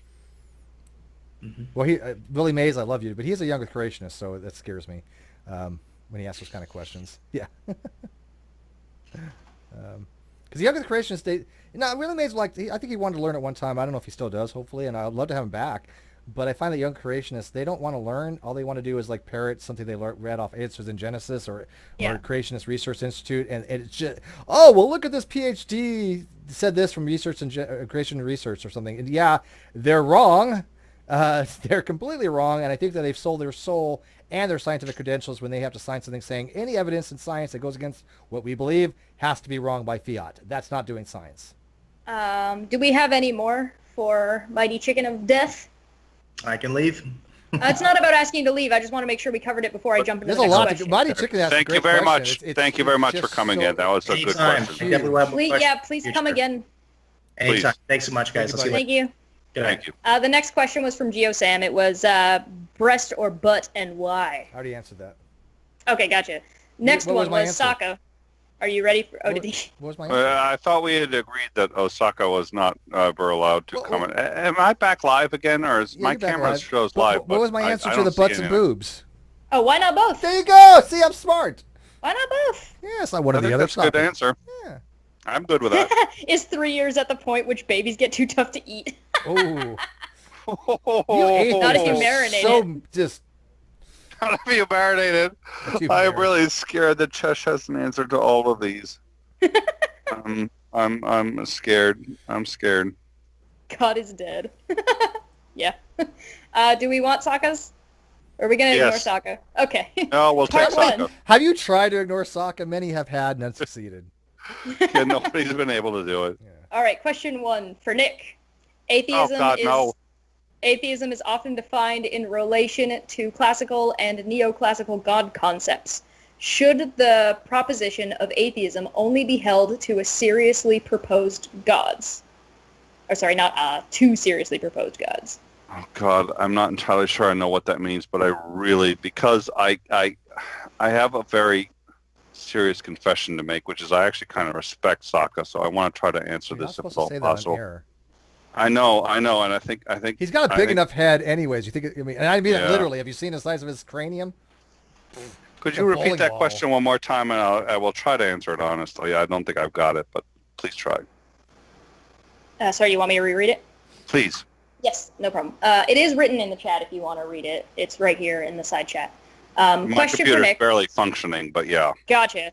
Atheism is often defined in relation to classical and neoclassical God concepts. Should the proposition of atheism only be held to seriously proposed gods? I'm not entirely sure what he means by this, but I'm going to take a stab at it. Yeah. So, if the question is atheism also the rejection of gods that are not seriously proposed? And I'm not sure entirely what that means. I have friends who honestly believe in Loki, Tur, Thor, and Odin. I have friends who genuinely believe in gods that are considered by most to be long dead. So I don't know what seriously proposed gods means. What if we adapted the question to say a god that has yet to be proposed? Why would it matter then? I think it's a weird question. I mean, the whole concept. I'm just trying to help. The concept. He asks good questions. He doesn't ask weird questions. So there's something. No, it's weird. We're missing something. Why does it matter if they're serious gods or not? The concept of believing there are no gods is that you have something that's people are going to have a concept-wise of what a God is. Now, I take it to be something that is more along the lines of something that can prescriptively change the laws of the universe, right? So if somebody says, look, I have the ability to change light speed and change the concept of the sea and rearrange reality, I'm okay with calling that a deity, right? Especially if he's like, I created everything. You exist because I exist as a necessary being and I can change the rules of the universe. I'm okay with calling that a deity. Now, you can posit all kinds of other deities, but I still think that when we're talking about the belief that there's no deities out there, that's going to incorporate any type of being like that. Now, you could break it down and go, well, what about pantheism and all stuff like that? But I don't think it's very useful to do so. I think he's talking about pantheism, but I think I'm missing something. I think he's asking a broader question, and I'm missing it. And I would like to try. So, Cheshire, there's a second half to the question. Oh, please do. So maybe that'll clarify. Please. Should we even give any credence to vaguely defined or inconsequential God concepts when adopting an atheist position? I don't think it matters. Oh, okay. I think maybe I get it. Just say no. Just say, well, if they're just vague things, and you could just say, well, I don't believe in them either. No, he means anti-theist. I think he means anti-theist, and what he's saying is, I think what he's saying is, why propose any anti-theist arguments against the so-called the gods that are considered minor gods? Is the anti-theist position only against, let's say, the Abrahamic religion? I would think they're against any kind of religion or any kind of beliefs in God, because anti-theism could be against the concept of God, against somebody having the belief God exists, or against religion. It's been used different ways. Yeah, but theism has two, and this is something I've been very interested in and discussed before. Theism has two definitions. If you look in the dictionary, the first is theism as any religion and a belief in a higher power of any kind, and then you have subdivisions of that, polytheism, pantheism, so on and so forth. And the other one is theism as opposed to deism, which is to say that there is deism, which is the belief in a higher power of some kind, and theism, which is to say a belief in a higher power which speaks to you and gives you specific commandments and injunctions and empowers you to impose those on other people.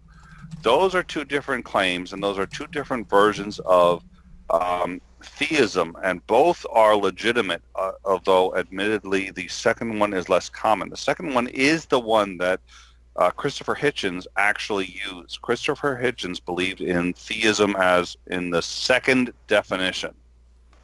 Now, if what he means is, should we engage in, quote, lesser gods in that respect, and not as opposed to, so theism in that respect means specifically almost a priori the monotheistic God, which is to say, for most parts, the God of Abraham, whether it's Judaism, Christianity, or Islam, specifically that God as only the God of theism.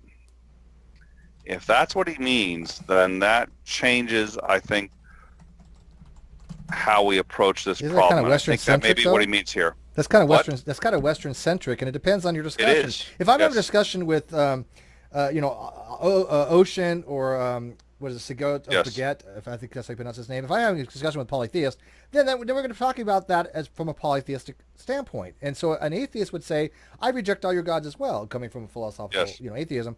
So whatever their God they're positing, the way I look at this, if I was an atheist and I said, I disbelieve that there are no gods of any kind, and you say, well, I have a God that I believe in, and you give me that God, and I say, well, I still don't believe that God exists, but I could change my mind to that, of course, but as somebody who holds a belief that there are none, it doesn't matter what they posit to you, you believe that doesn't exist until they convince you otherwise. If they convince you their God exists, then you're no longer an atheist. I agree completely, which is why I think I must be missing something with Saka's point, because as much as I'd really like to say Saka is a fucking idiot, he's not. I think we might just have to have Sokka as a special guest one night. We will. Yeah, we No, will. no, Yes. no, no, We'll no. give Nick the No. night off, and we'll have. It'll just be you, because if No, I'm it'll in just be here with Sokka. Sokka, me and Sokka just like at each other's We're throats gonna put a always. sock. We're not gonna get anywhere. Sock I and don't Coke compete night. with socks. Sock? Okay, sock We all have and to have our Coke drinks night. in Brilliant. socks. And by the way, Yeah. General Zod 99. How can I forget the Zod? He thinks I forget him every time. He doesn't come around very often, but I can't forget you, Zod. Come on, man. I remember people for the most part. Deconverted Man, I don't remember at all. I don't have nothing to do with his videos. No, I'm just kidding. Deconverted Man. Deconverted Man, go check out his channel. He did some analysis, or he attempted to. God bless his little heart. On some of my videos. But I like Deconverted Man, and I think he tried. He thought I got some fallacies on me. You tried. More than most. I'll give you props for that. But I still convinced I did not commit any fallacies, and I explained to you why. But I like the fact that Deconverted Man... Steve has fallacies. Yep, I'm sure that I do, but when I'm called out on it and I actually commit them, I'm like, fuck, and I change my mind, which has happened. But, Deconverted Man, I don't think that he actually showed that I had some fallacies, but he did give it a valid effort. Go check out his videos. So. Do you want to hit that super chat, then I'll get to the next question? Oh, yeah. Sarah B. at $5. Using logic, is it reasonable saying something is infinite yet expanding? What is considered a direct observation to fit the scientific process? Yes, and direct observation just means something that we observe in real time. It doesn't necessarily mean we observe it directly. What we're observing is the effects of something happening. But yeah, I don't find anything wrong with an infinite yet expanding. And that's important. I'm going to quickly touch on that just for a second, because I've had a number of people who say, well, we haven't been able to directly observe any number of elements of, say, evolution. And actually we have. We've observed far more than most people understand we have observed.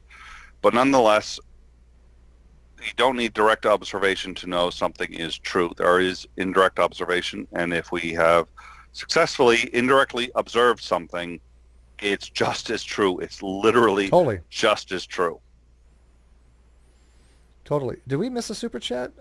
I'm sorry.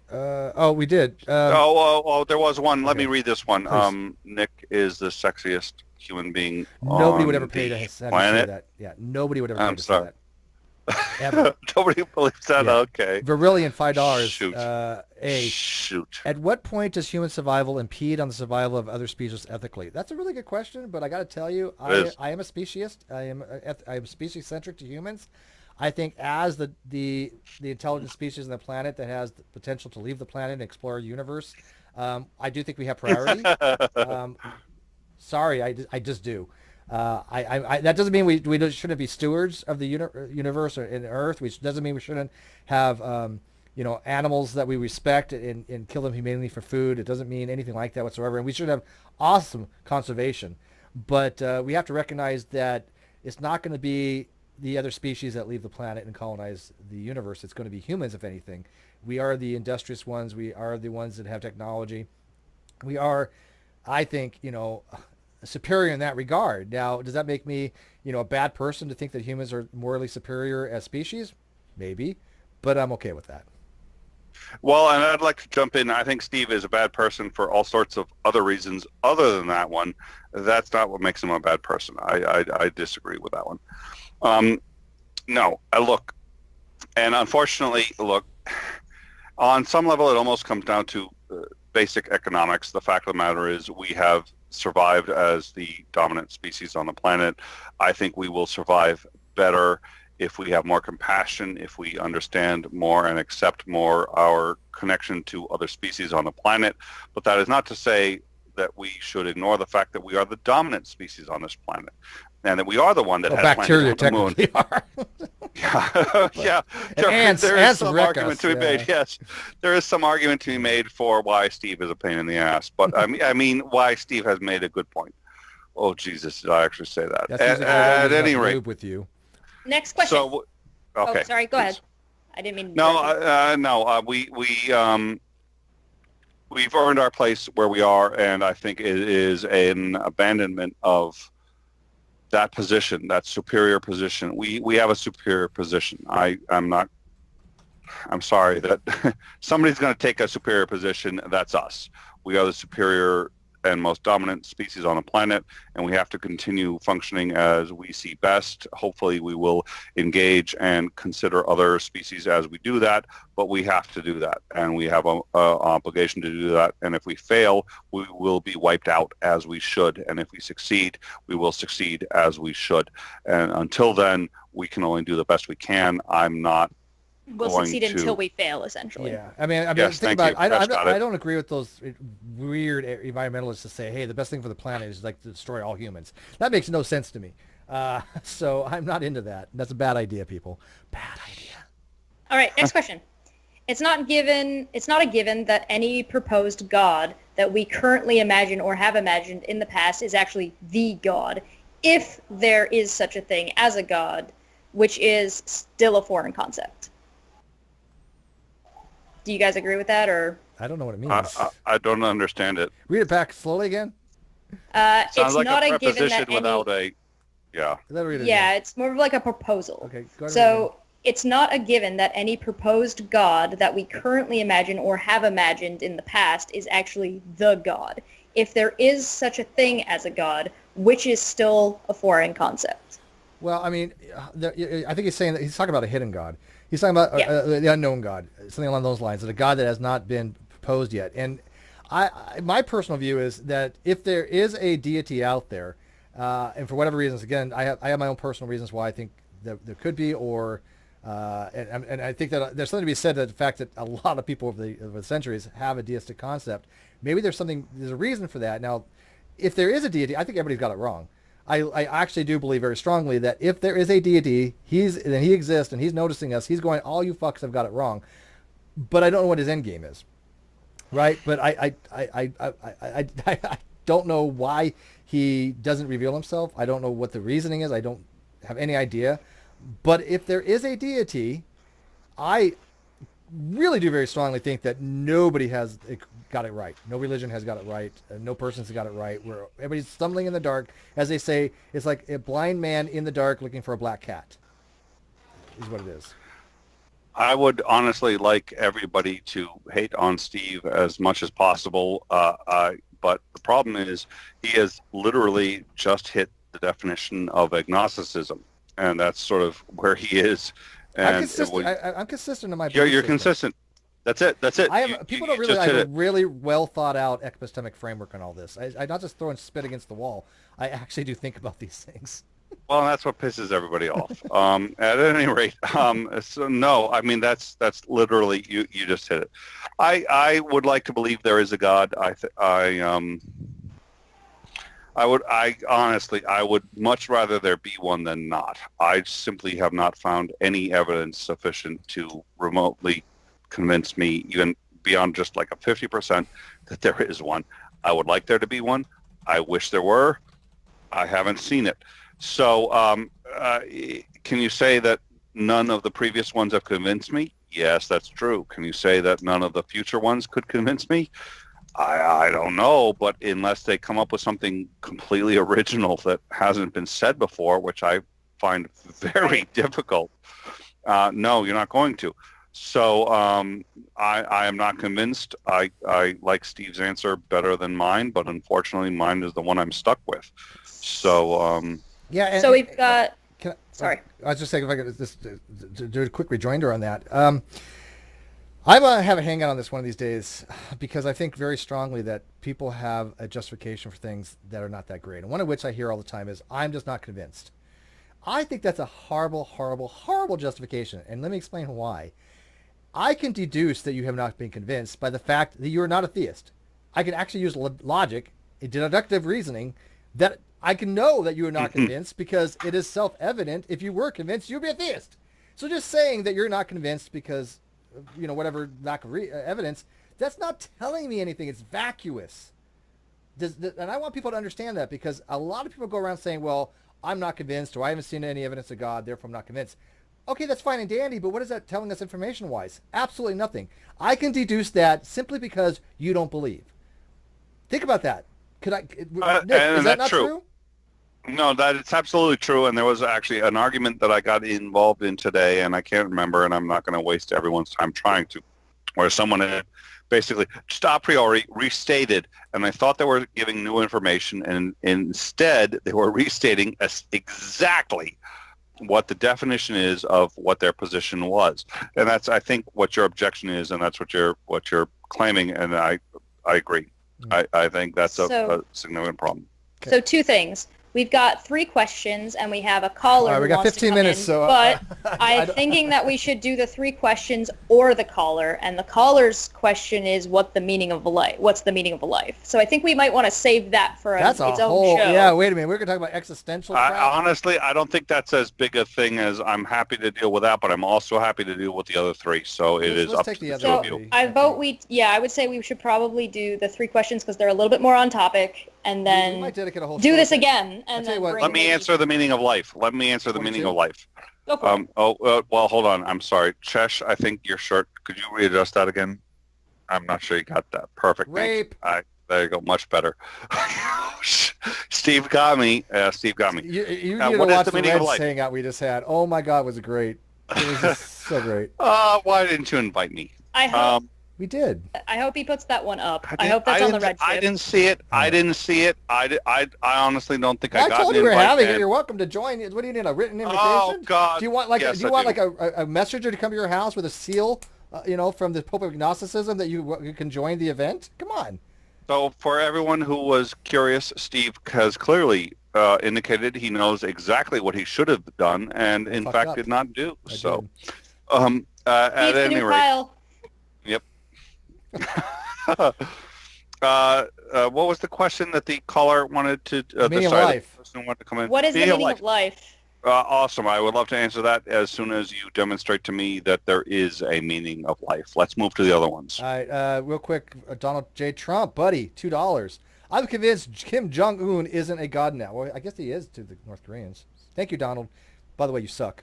Okay, thanks. All right, so we're going to have to burn through these quick. What is the difference between ethics and morality? How does morality work absent a deity? Social norms? Who defines good and evil? Oh, another great question. Go ahead. That's a good one. I know the answer. Oh, I'm going to let you go. I'm starting to tap out. I'm tired. I can tell what his mind is starts going because he gets tired.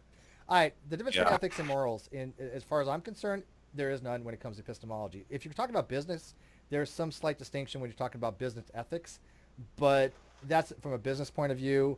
I don't think that there is a significant amount of difference in the literature that I'm reading in epistemology to differentiate between morals and ethics. To me, they're indistinguishable from each other. Now, that's just my personal belief.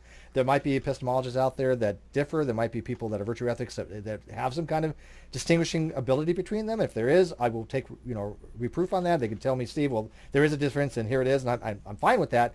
I just think that in a non-business environment, there's just no difference whatsoever. And what was the second part of the question?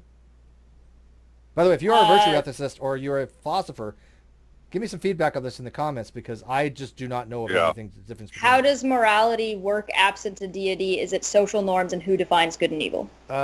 Morality is this because we're moral agents. We're creatures of moral consideration. We decide individually, I think, what is something that is moral, and as a collective, as a society, what's beneficial to the society. You don't need a deity to do that. Matter of fact, I'm going to actually appeal to Matt Dillahunty on this one because he's actually right. Matt Dillahunty had talked about once about chess, and that if Nick and I decide to play a game of chess, we are playing by objective rules. Him and I can look at these rules and go, oh, look, this is how you move this particular piece. Well, somebody can say, well, I want the rook to be something to move diagonal. Well, at that point, you're no longer playing by the rules of chess. You're playing some alternate whatever, but you're not playing chess. And so there is an objective fact in the matter to be had along the lines that Nick and I are agreeing that we're going to be playing chess. That's how morality works. We as a collective say there are certain things that we think are morally impermissible as a society because it causes harm. Murder, rape, pillaging, all that stuff. We think that is harmful. Somebody in another society might say, well, we think those things are okay. And we go, well, you know what? You're wrong. And somebody says, well, how do we determine? Well, that's what you as an individual, I think, needs to formulate what you think is moral and immoral. If you have to rely on a God to tell you what is moral, which is called divine command theory or ethical subjectivism, some people might call it ethical objectivism, but I think it's subjectivism. But if you have to rely on a God, divine command theory, what you're doing is you're hobbling yourself because now you have basically absolved yourself from any moral culpability, and you're relying on somebody else to tell you what is moral. You don't have to do the hard work. You don't have to think for yourself of what is moral. Matter of fact, Ozzy has a brilliant video on this called "The Crippling Effects of Divine Command Theory." Go watch it. It's very good.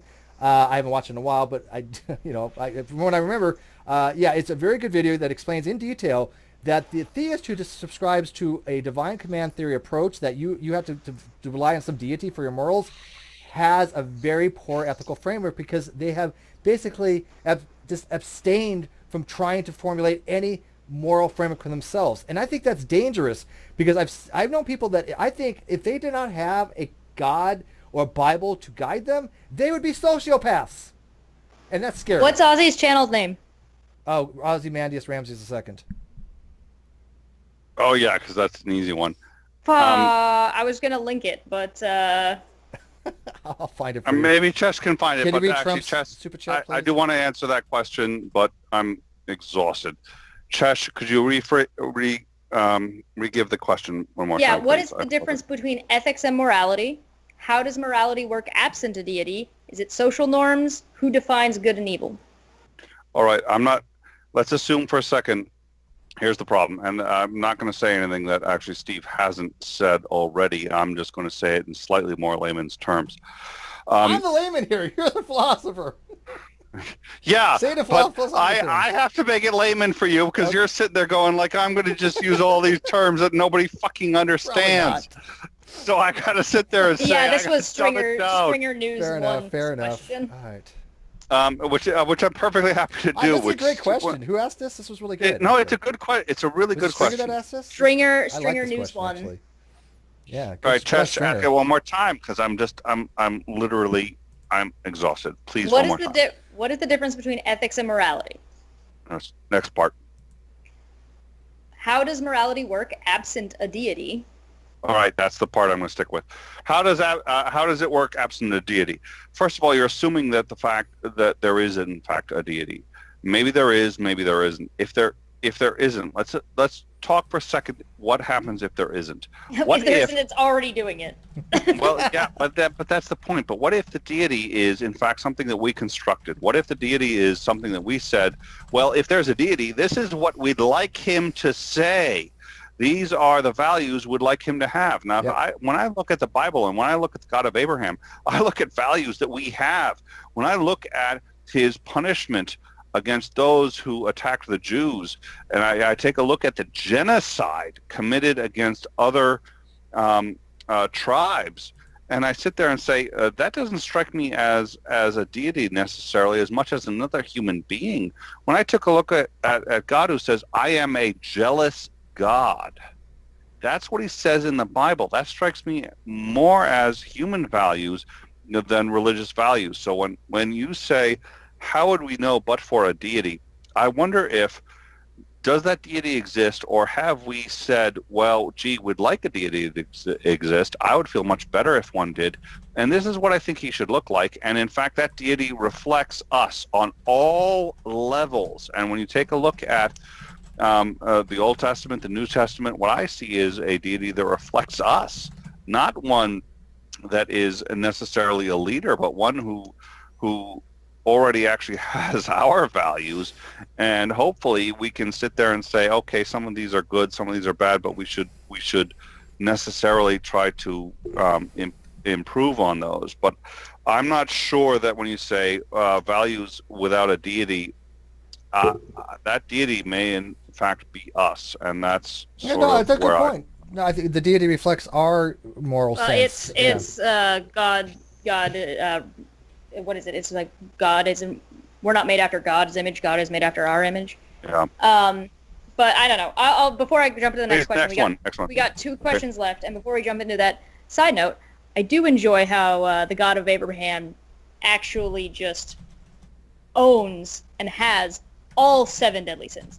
Moving on. Yes, he does. He does. He absolutely does. And that's not, I don't think that's refutable. Can I add 2 things real quick? We know we're on time crunch here. One, Deuteronomy 23:13 talks about, and I just mentioned this on Twitter, it's kind of funny, but they talk about having a digging tool, so when you go number 2, you go poo, God doesn't avoid you because God walks around the camp and he doesn't want to see anything defiled. Now, that's... Dog! Feel better. God's I feel gonna better. step in I feel shit. much better. I feel much better. Yeah, but that to me is very indicative of how we would think of a deity from our perspective, that God That's who a good watches point. everything... That's a good... What God, what almighty being would care? Right. That's a really... Oh, my God. Right. Hold on. I'm going to write that down. Which one is that? Deuteronomy Deuteronomy what? 13. It's Deuteronomy 9 through 14.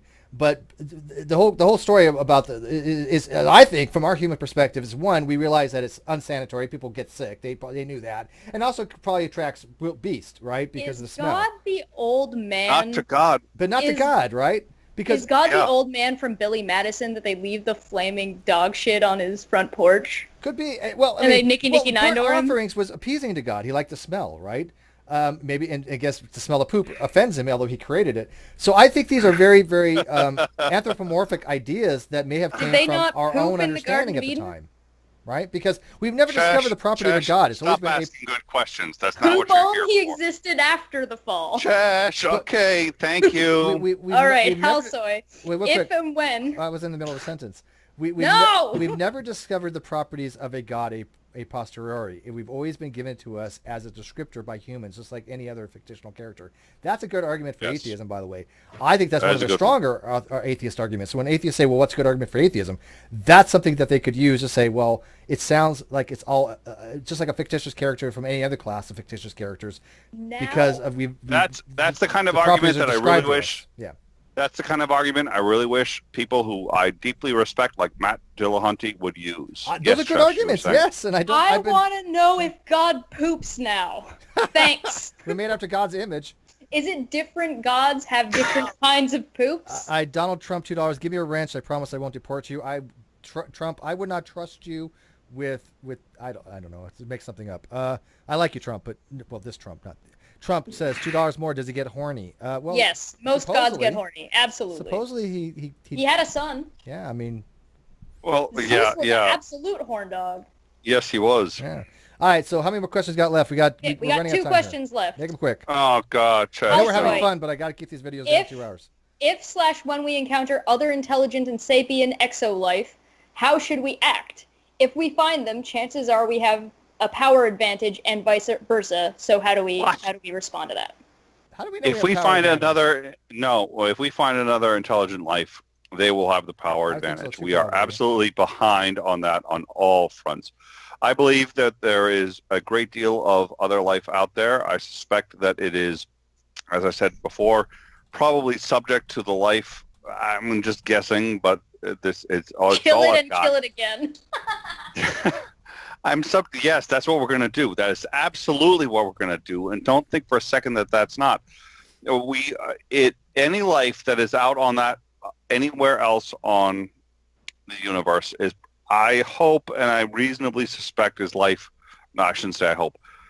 99% of all the species on this planet has already gone extinct. Probably true of other life on other planet, whether it's because they used nuclear weapons and destroyed themselves, whether it's because any number of reasons. If we encounter any life on any other planet, they would have to be able to violate what we consider to be the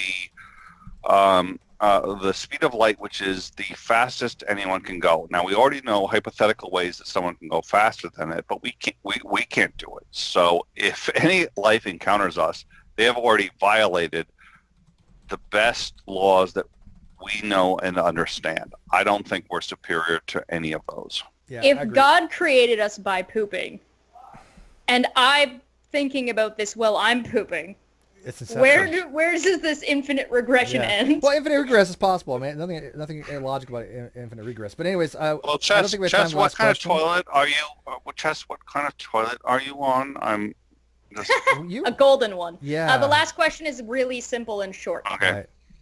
Right. Tell me if cognitive dissonance and compartmentalization have the same meaning. They're asking for definitions. Not even close. No. Yeah, the compartmentalization is when you just have the ability to separate ideas, but when you have cognitive dissonance, you have two competing ideas that usually have a contradiction with each other, or at least very competitive with each other, that your mind's not allowing you to recognize is a problem. Because usually it's a semantic thing sometimes too. You can have cognitive dissonance because we got semantic issues, but yeah. 1 minute. Cognitive dissonance will cause pain. Compartmentalization is a way to avoid pain. So yeah, cognitive dissonance is supposed to cause angst and problems. All right, so before we go, I just want to make sure, please leave your comments, and if you have more questions, put them in the chat of this video. I will collect them, at them to me if you can. Please add them to me so I can find them a lot easier. Leave any other questions or anything you didn't address, or please reference a timestamp if you have a question about something we've already discussed today, so we can reference whatever it is you're actually talking about so we don't get lost or confused. Please add them at me. I will collect them. I'll keep an eye on this for about a week. So if you want to think about your question, please do. I'll collect them, and hopefully we'll be able to do this again.